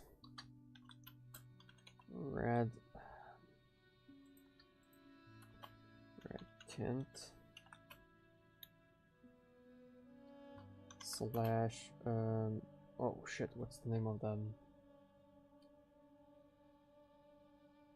Or virtual goggles, exactly. Virtual goggles. Let's go. Slash virtual goggles. In this situation, I don't have a suit yet, so.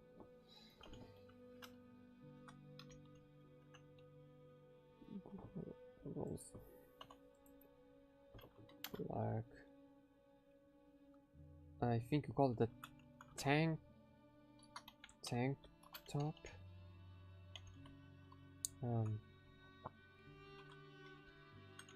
Sport jacket. So chest and waist area purple.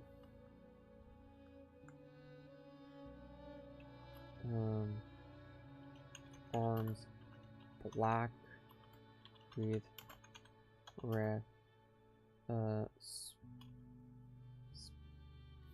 Wait. I think it's spikes. I'm not really sure. Google. Later. Stripes. There we go. It's stripes. That what I want. Red stripes, aka what I use on this character. just want to make one small clothing change.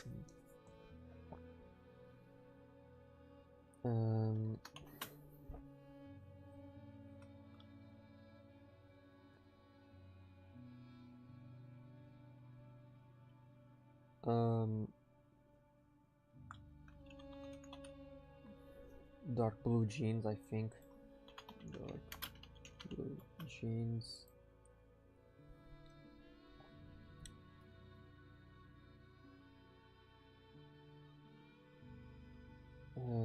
What's the opposite of tight?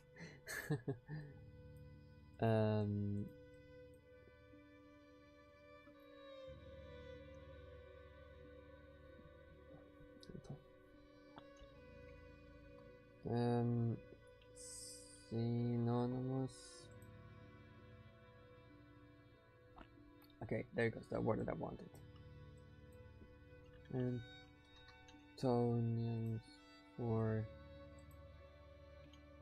tight.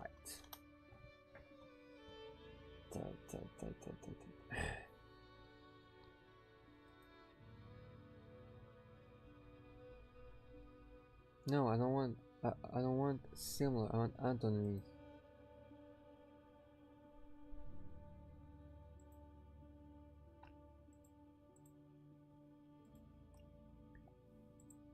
Okay, reject all.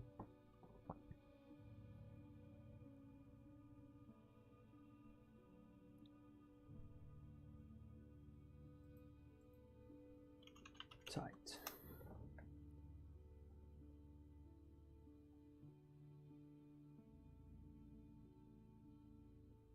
Loose, comfortable, easy, open. Loose. Yeah, that's what I want. Loose.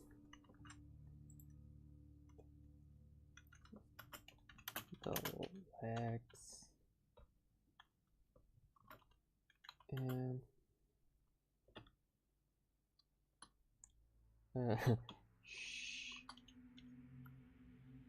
sheep.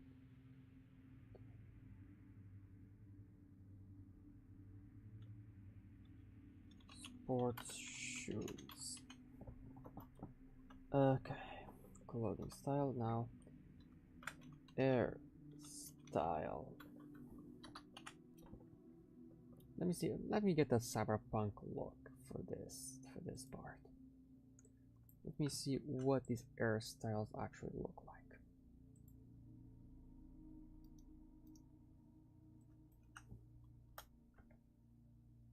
Nah.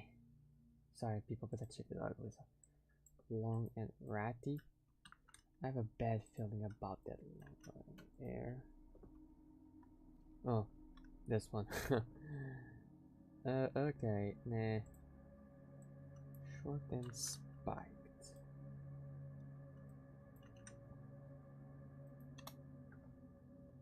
Huh. I can work with this one maybe. But let me see the other one, just make sure I know what the fuck everything means.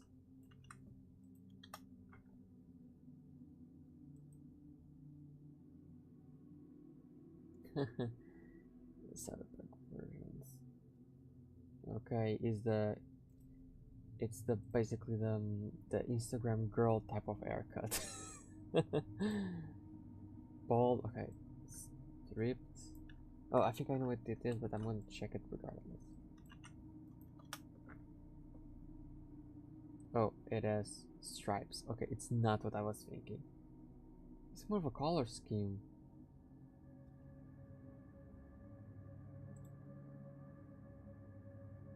Neat and short.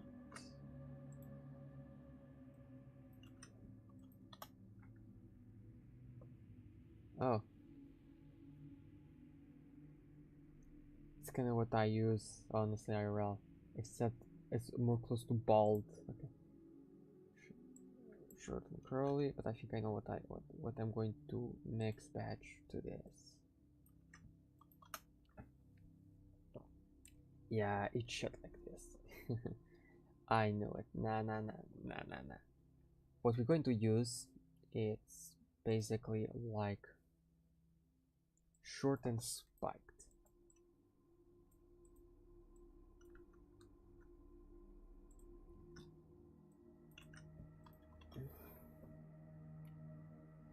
Yeah, something like this. Typical male. Nothing I'm gonna try to hide. Something like this. Who cares? Okay. Second shot. Let's go. Continue on. Okay.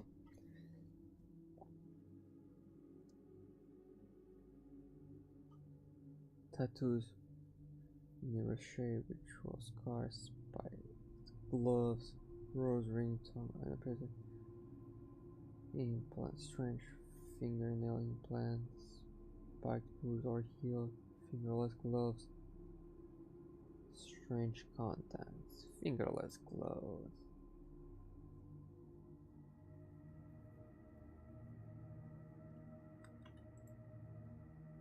Also, fingerless gloves. Let's go. Oh, it's gonna go to the clothing actually. Fingerless clothes. There you go. Moving on. Okay, here we go.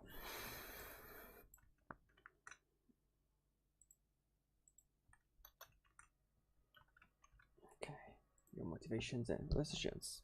What do you want to value most? Money,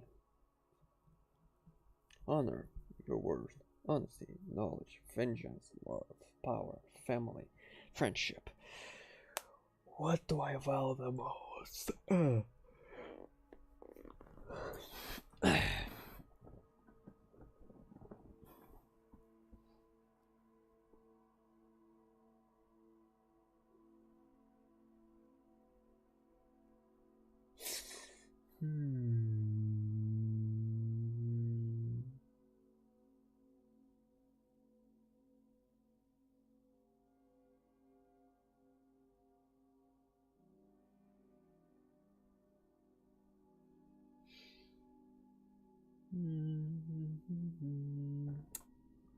Which one? Which one? Which one?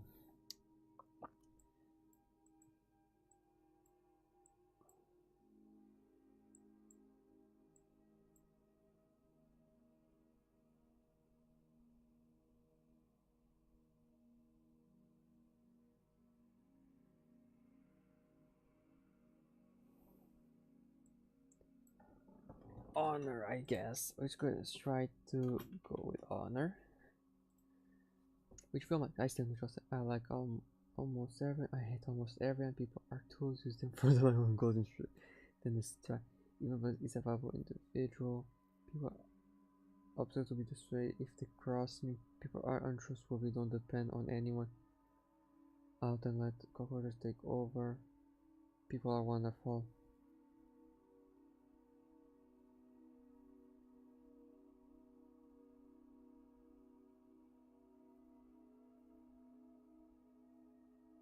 Yeah, let's put this one. I hate almost everyone. The most things you value the most. Okay.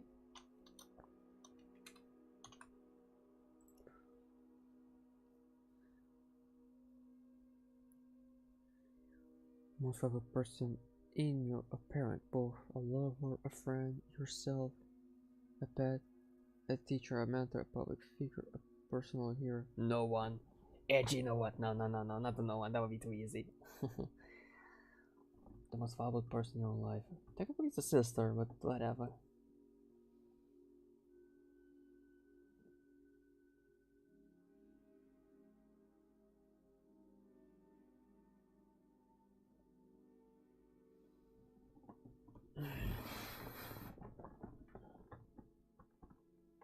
A friend.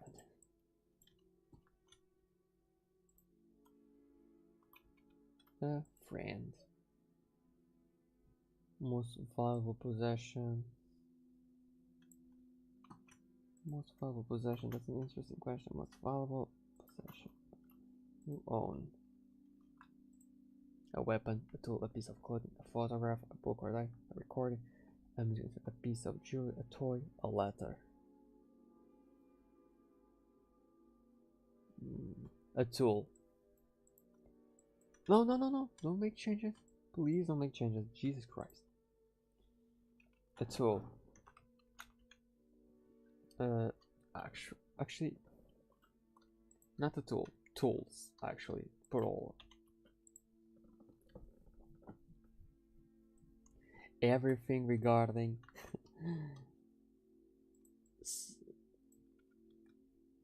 everything regarding this. Using there's a motive for this. I'm just trying to figure out your original family backstory. Let's go. Okay. No. We know what you're basically like. No, so it's time to find out how you got there. It's time to explore your background.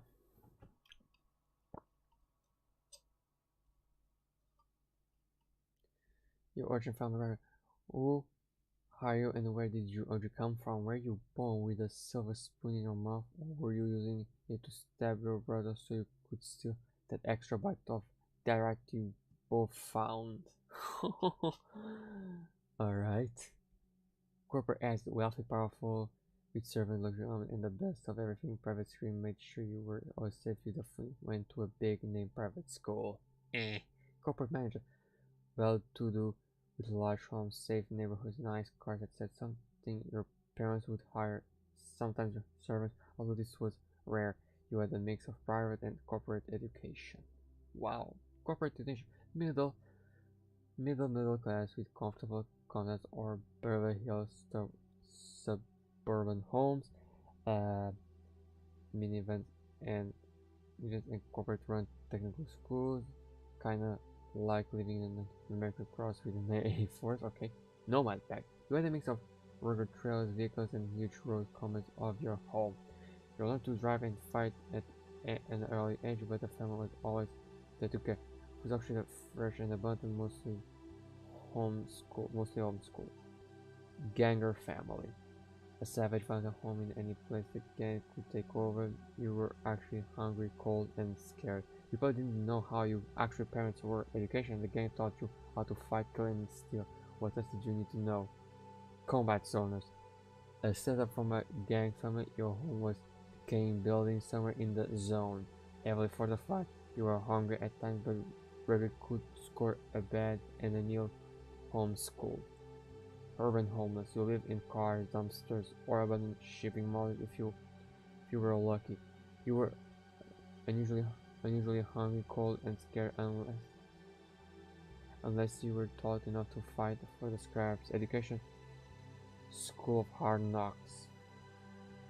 Megastructure Warren Rats. You grew up in one of the huge new megastructures that were made up after the war. A tiny compact cable of scope for food, a mostly warm bed.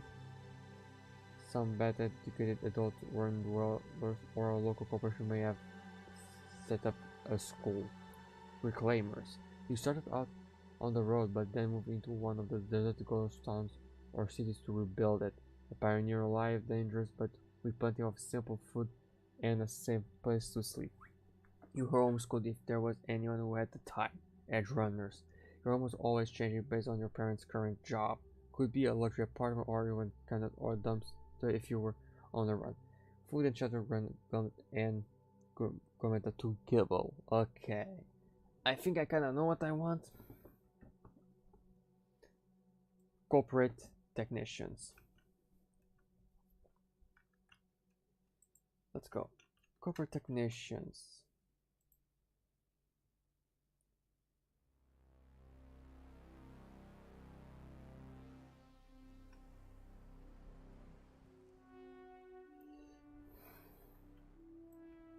Let's pick up this because I want to write a bit more. I will come from and corporate run technical schools and government run school. Cool. Let's go. Your environment. Your environment. Let's go. Run on the street with an adult or supervisor. How did you grow up? What kind of places did you and your sibs hang out in? Safe and calm, crazy and dangerous, massive, oppressive. It's possible that something happened in your background and your environment turns out radically different from your original family background. Run on the street with no adult supervision. Sped in safe corpses wall off from the rest of the city. In a nomad pack moving from place to place, in a nomad pack with roots in transport ships, planes, caravans. In a decaying once upscale neighborhood now holding off the boosters to survive. In the heart of the combat living in a wrecked building or other squads. In a huge megastructure building controlled by a corp or the city. In the winds of a deserted town, the city taken over by reclaimers. In a drift nation, a floating offshore city that is meeting place for all kinds of people. In a luxurious scrap sky above the rest. Spend corpse zone walled off from the rest of the city.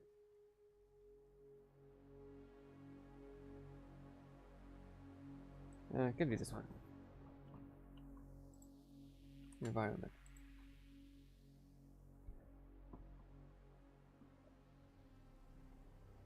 Boosters to survive.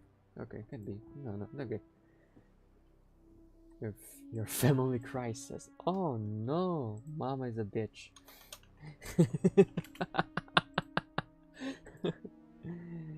No, that would be really funny. Wait, let me just check a little something, please.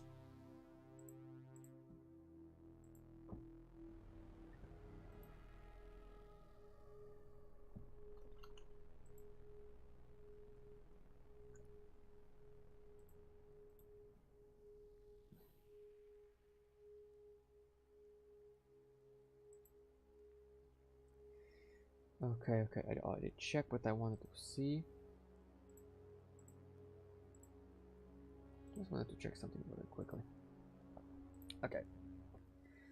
In the time of the Red, the world is still recovering from a world war and other disasters. Chances are something happened to you and your family along the way.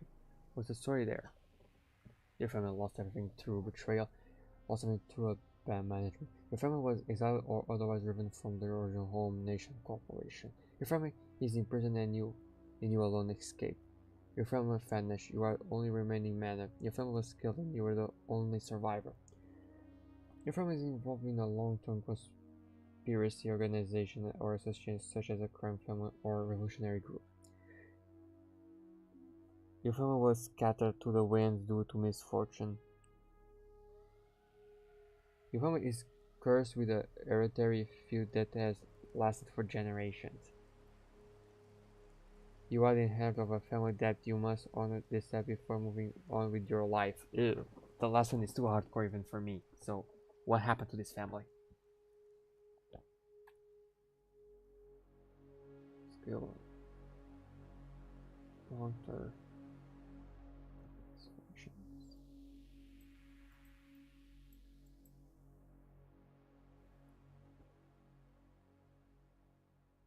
Okay.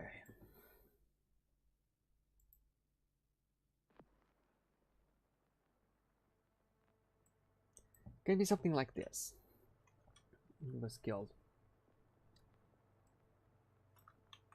Some members were killed.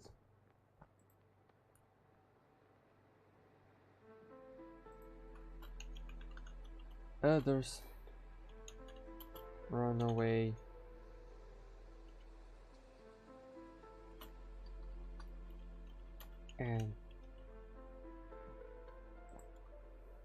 And there's some that sell out to corpse. And you were the only survivor. Yeah. No, instead of survivor, you're the only.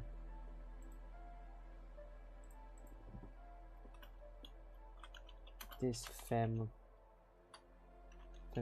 simply met destruction. Not sure if it was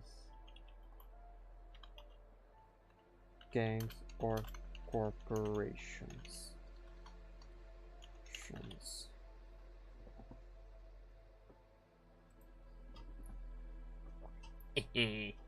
Your friends. These are my friends. See how they listen. It's not all grim. Sometimes you'll link up with people who have your back. Roll 110 and subtract 7 minimum 0 to see just how many friends you made so far in your life. For each friend, roll a table below. I have to forcefully.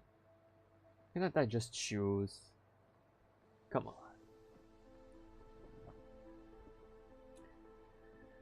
So you want me to roll a dice, huh? Okay, I can roll at least once a dice. Okay.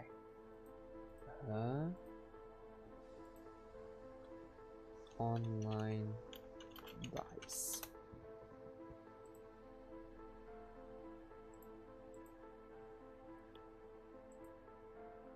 Then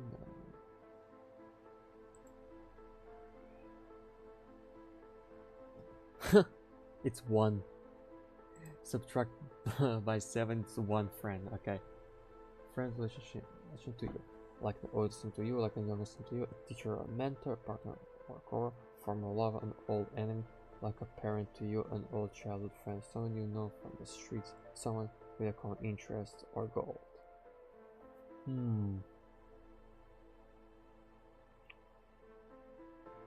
A partner,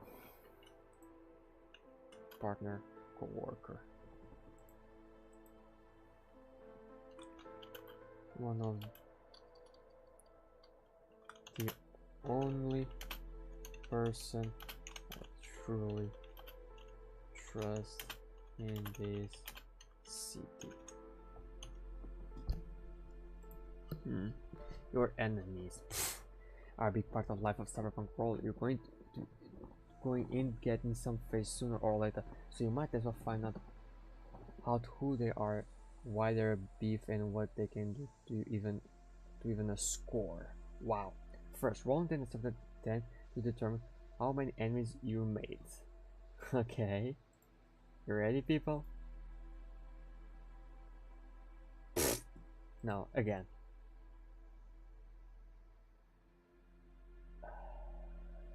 You kidding me?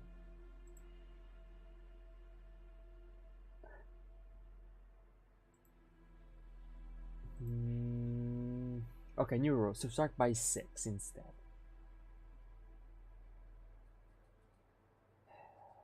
One enemy. Okay. Your enemies.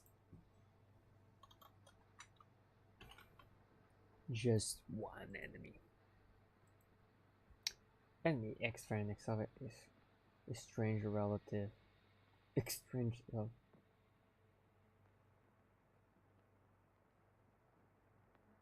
Childhood of a person work for you, person you work for, partner government. Ooh, no, wait. Strange relative. Let's go. One of the so-called members.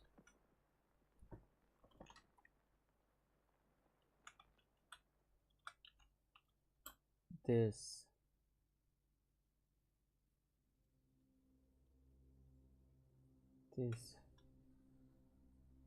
relative is responsible for killing my sisters.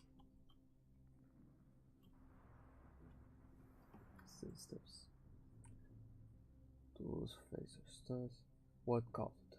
Who's been wronged? Also, lover caused a major part. Caused the other of governance or some other major personal flaw.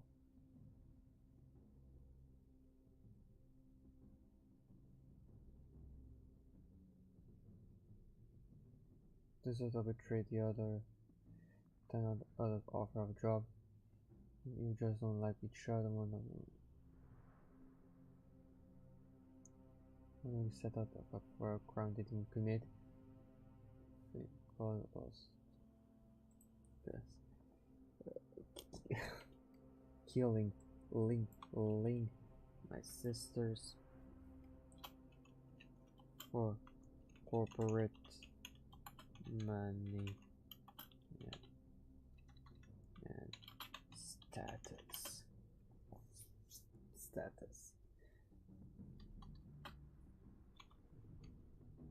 Working for actually let me look a little something. Google CyberpunkRed military corporations.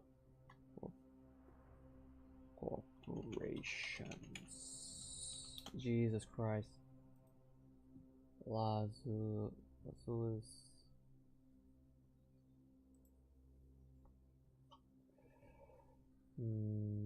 So Metacorp.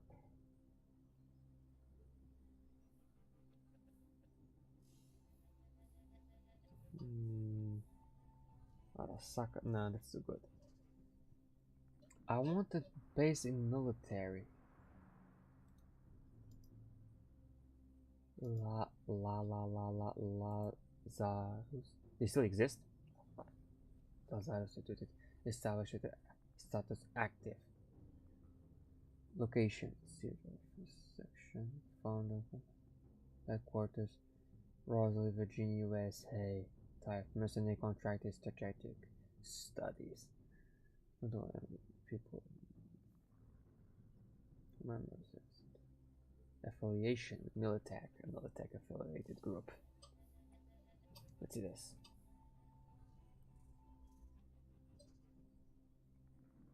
Product. Services. Solo operatives. Small units. Watch force. Oh shit, this shit is basically training soldiers.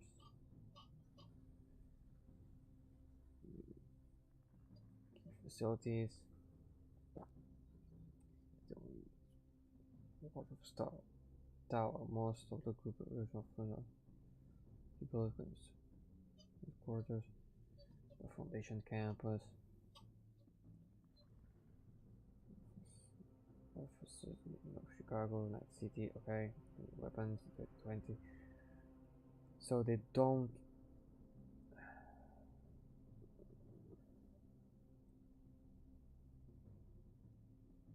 So do they exist still? In the red?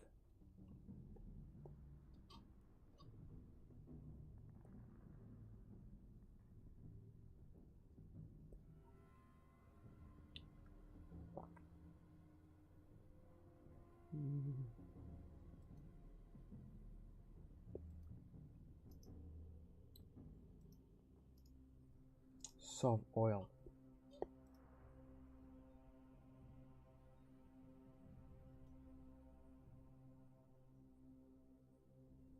Soft oil.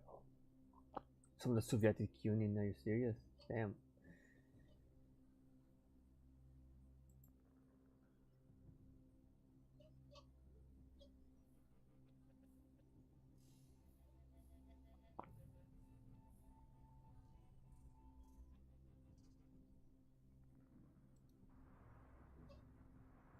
Haha, they exist to this day. Do they have office in Night City?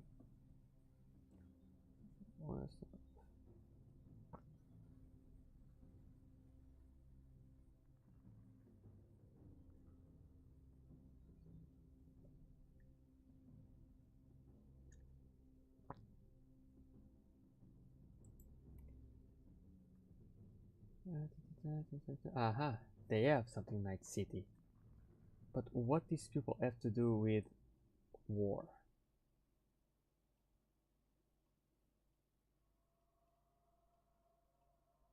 Do they have any? Do they oil?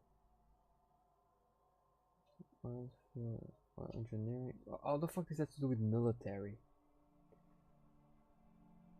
So move the price around along.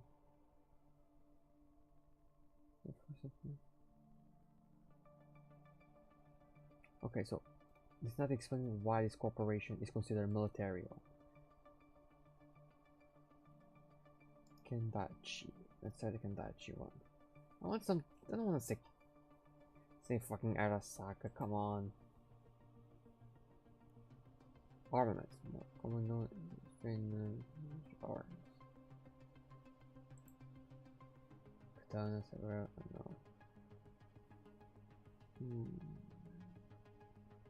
Ah. Okay.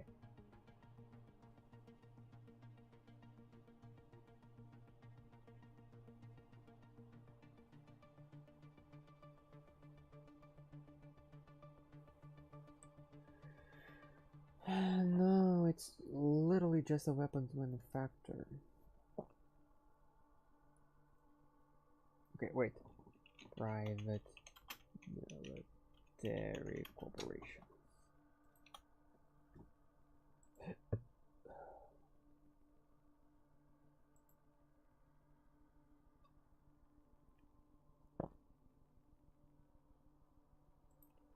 Okay. Okay, fourth corporate second military. Third corporate New York. Yes. So,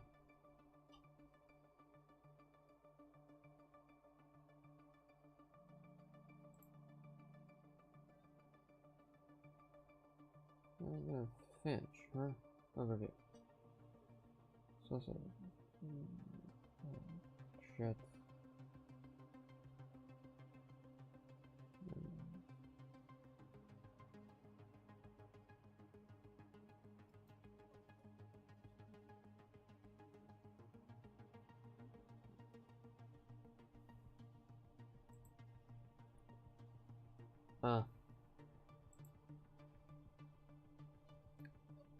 So it only have Lazarus. Okay. Or is some Militech, so okay. Okay. Working for Lazarus. Right? Lazarus. Okay. Proving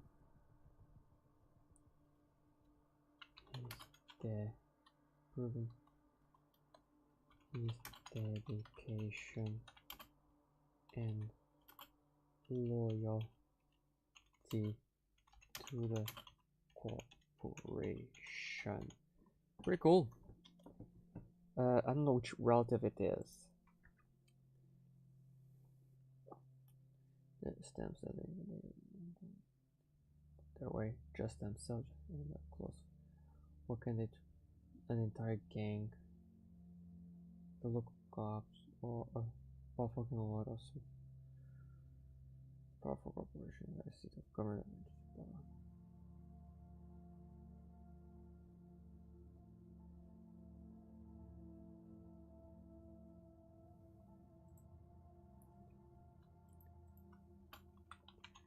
I think I'm dead. Think I'm dead. So for the time being, he can't. He doesn't come after me, but he has access to a squad of corp soldiers. For now, this is what the think about my enemy is going to be. Okay, continue. Ooh, it's getting dark and it's almost out for me to go to sleep, unfortunately. Sorry. It's not really ugly with the battle between you and your enemies finally comes to the surface. When you meet, the matter is going to shred. So what's gonna go down when they get back in your face? Are you they going to do about it? For the scum, going to a murderous rage and try to figure their face off, backstab them indirectly, verbally attack them, set them up for a crime, set out to murder or maim them.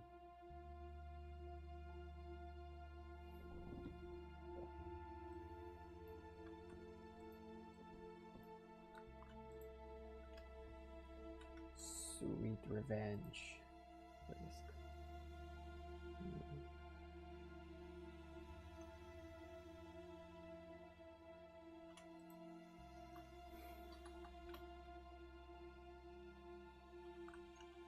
Force him to explain. No, it's not explain is treason. I kind of know why. Treason, and then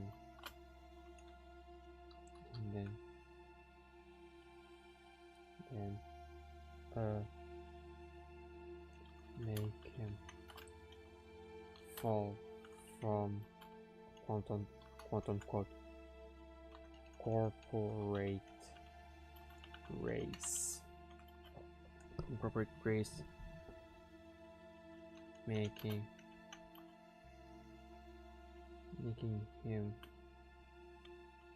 go down hard until he is nothing but a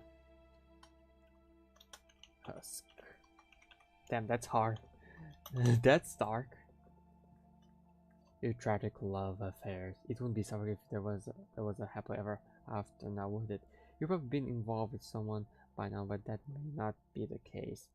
Well, we don't care about the ones that work. We want to know about the ugly ones that ripped out your heart.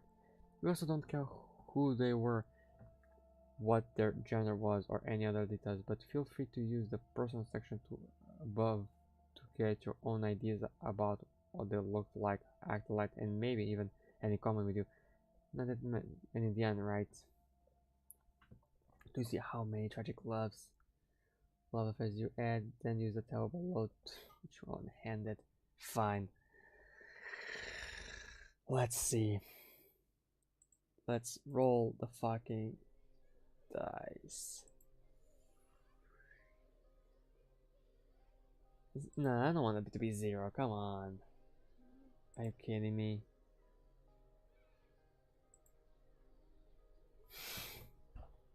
Wow. You know what? 1. Die in an accidental love and mysteriously vanish. It just didn't work out. A personal goal vendetta came between you and your lover. Your lover was kidnapped, or your lover went insane or cyber psycho. Your lover committed suicide. That's so dark. Your lover was killed in a fight. Your rival cut you out of the action. Your lover is in prison or exiled. All of them are real interesting. So okay, your tragic love affair. Tragic love affairs. Let's see what I'm going to put. Lover went insane as a psycho.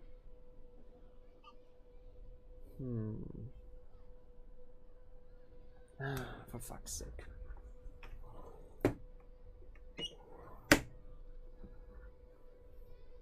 Wait, I need to open the door to my cat too.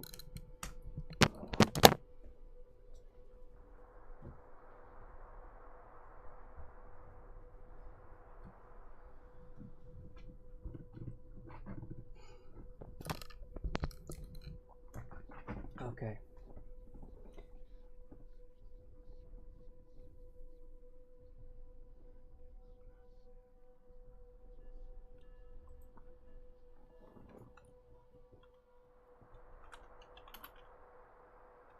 This one was a netrunner, which helped teach me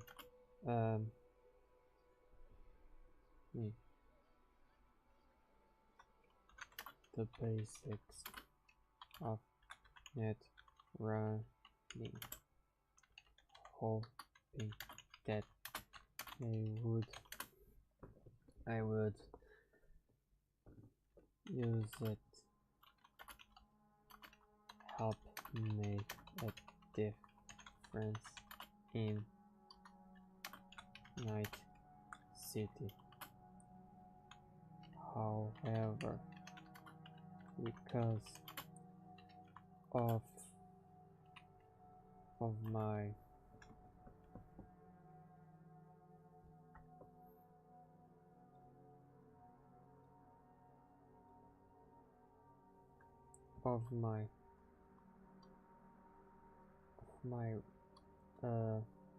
because of my thirst for vengeance over my dead family, we end up separated.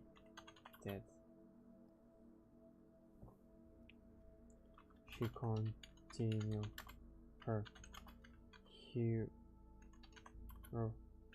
journey, and I stay finding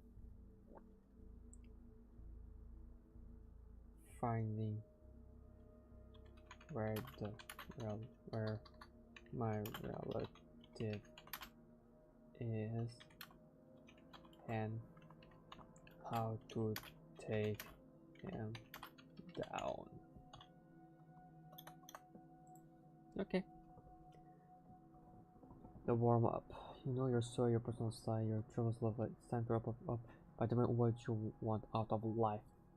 Get rid, gain power and control. Get off the street no matter what it takes. Cost yourself to anyone who crosses. Live on your past life and try to forget it. Hunt down those responsible for your miserable life and make them pay. Exact. I get what rightfully yours. Save if possible anyone else involved in the on your background, like a lover or member. Gain fame and recognition, become feared and respected.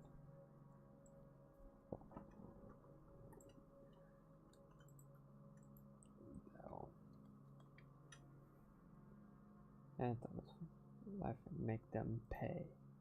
Life goal. That's the life goal of my character for now.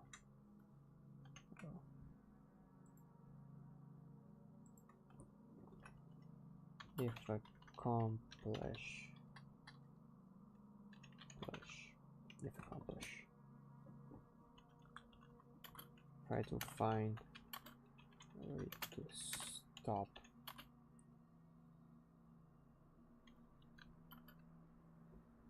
Hey Nathan, how you doing? Man, I'm almost going to sleep. I'm over here trying to figure out to make a character for Cyberpunk RED and how the world works, learning the game. I actually spent a good chunk of initial time on this stream just learning how hacking works, basically. Since I'm playing with a netrunner, and right now I'm just taking notes of what my character backstory is. So yeah. Actually, what's on screen right now, if you can read it, is literally what's the backstory of this character. So yeah, try to find a way to stop. I didn't summon you, I think. Right? Wait a moment. Wait a moment, because I'm sharing my screen, so I need to be careful when I... Not sure if I summon you, but I spoke with your colleague. Apparently his computer is burning or something. Yes. Okay. Oh, wait. Okay. I want to stop the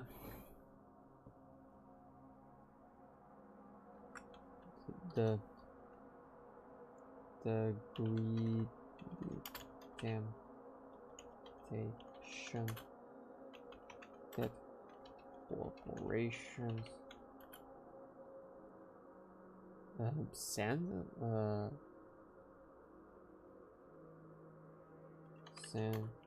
to the mortals. Only if this is accomplished, and I will try to figure out a way to stop the corporations from make the greed of corporations to make other people greed and do whatever the fuck they want. So people, so it don't happens the same thing to me. Okay. Now let's continue to page 56. Netrunner. Oh, this is a cool one. Now this is all about my type of netrunner. Yeah, boy, let's go. But it's almost time for me to go to bed. I can always go. Yeah, I know. He's trying to get the new computer. What kind of netrunner are you? Type freelancer who will hack for hire, corporated clone runner. Fuck no. Who hacks for the man? Activist interested in hacking systems and exposing bad guys. Just like to crack things for the fun of it. Part of a regular team of freelancers. Act for a media, political or lawman who hires you as needed. For now, freelancer. I'm a freelancer hacker. You wanna contract me? So freelancer, we will hack for hire. Okay. Got a partner or do you work alone? Choose either got a partner or work alone. I don't work alone because I have a oh wait, no, wait. Family member of oh, it's also a netrunner. I don't want to make this friend a netrunner. I wanted to make it like a fixer, honestly. So for now, work alone.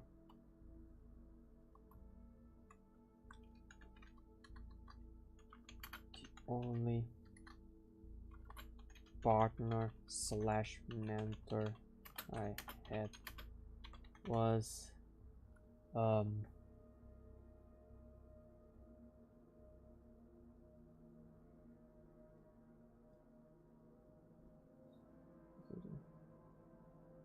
was my tragic love affair. Just taking notes of that. That tragic love affair was my mentor who teach my character how to net run. So what is my workplace? There are screens everywhere. It looks like better in virtuality, you swear. It's effectively covered in wires, corporate module, and on the minimalistic, clean and organized. It takes over your entire living space. Since she was such a good net runner and she would work for kind of an organization to take down corporations, I think the workspace I should kind of have was something like minimalistic and clean, organized.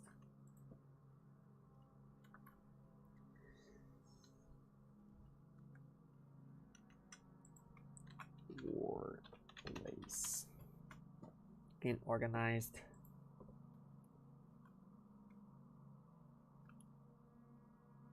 Even though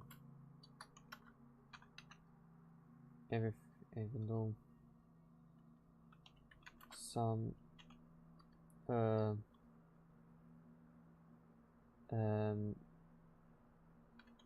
C2 access, but also hidden hardware. I think basically I have a place to hide this stuff. Oh shit, what the fuck I did? Nothing for now. Okay, moving on. Who are some of your other clients? Local fixers who send you clients. Local gangs will also protect your work area with your sweep for net threats. That's an interesting one. Corporate access will use you for black project work. Nope.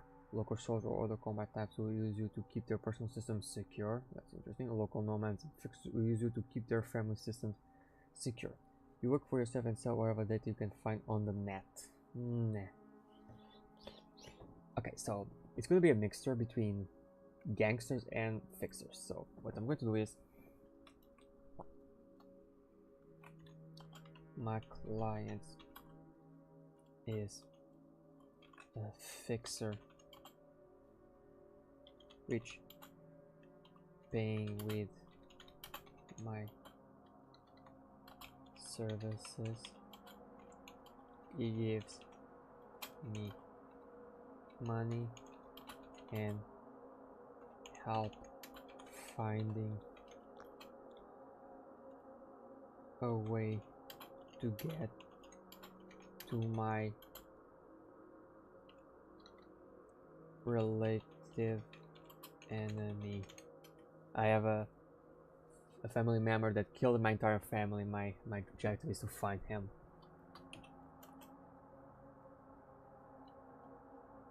Also have local gangs, also which I help. Oh, it's a local.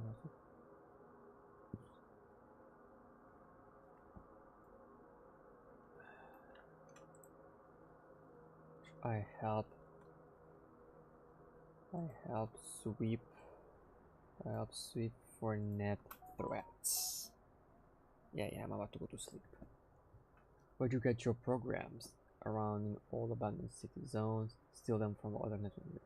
You brain burn. Have a local fixer supply programs in exchange for hardware.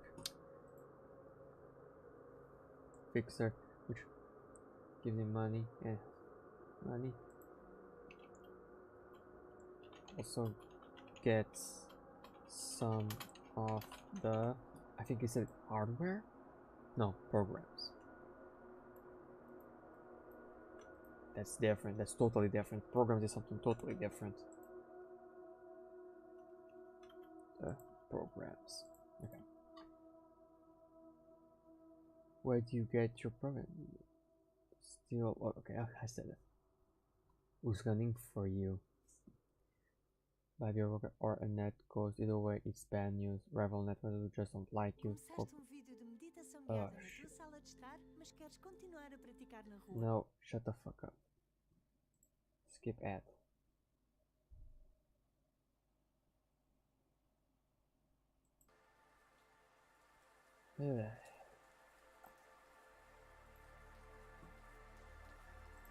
Okay.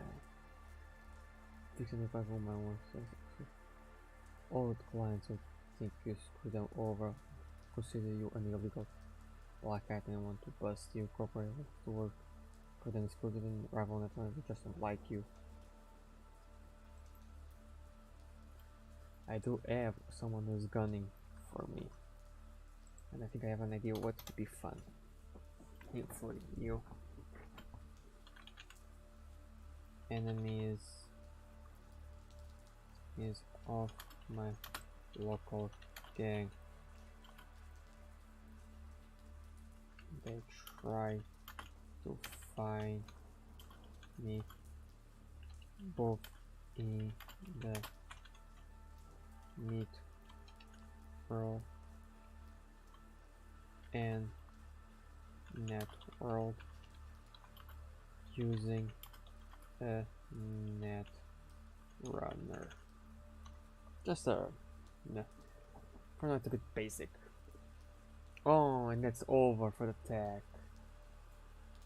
Okay. Alright. No, cool. We have a lot done. I'm gonna close this. Eventually I need to fill this eventually.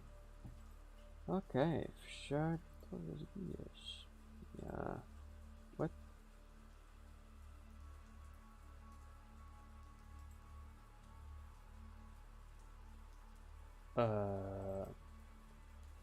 Oh wait, I think I know what's happening.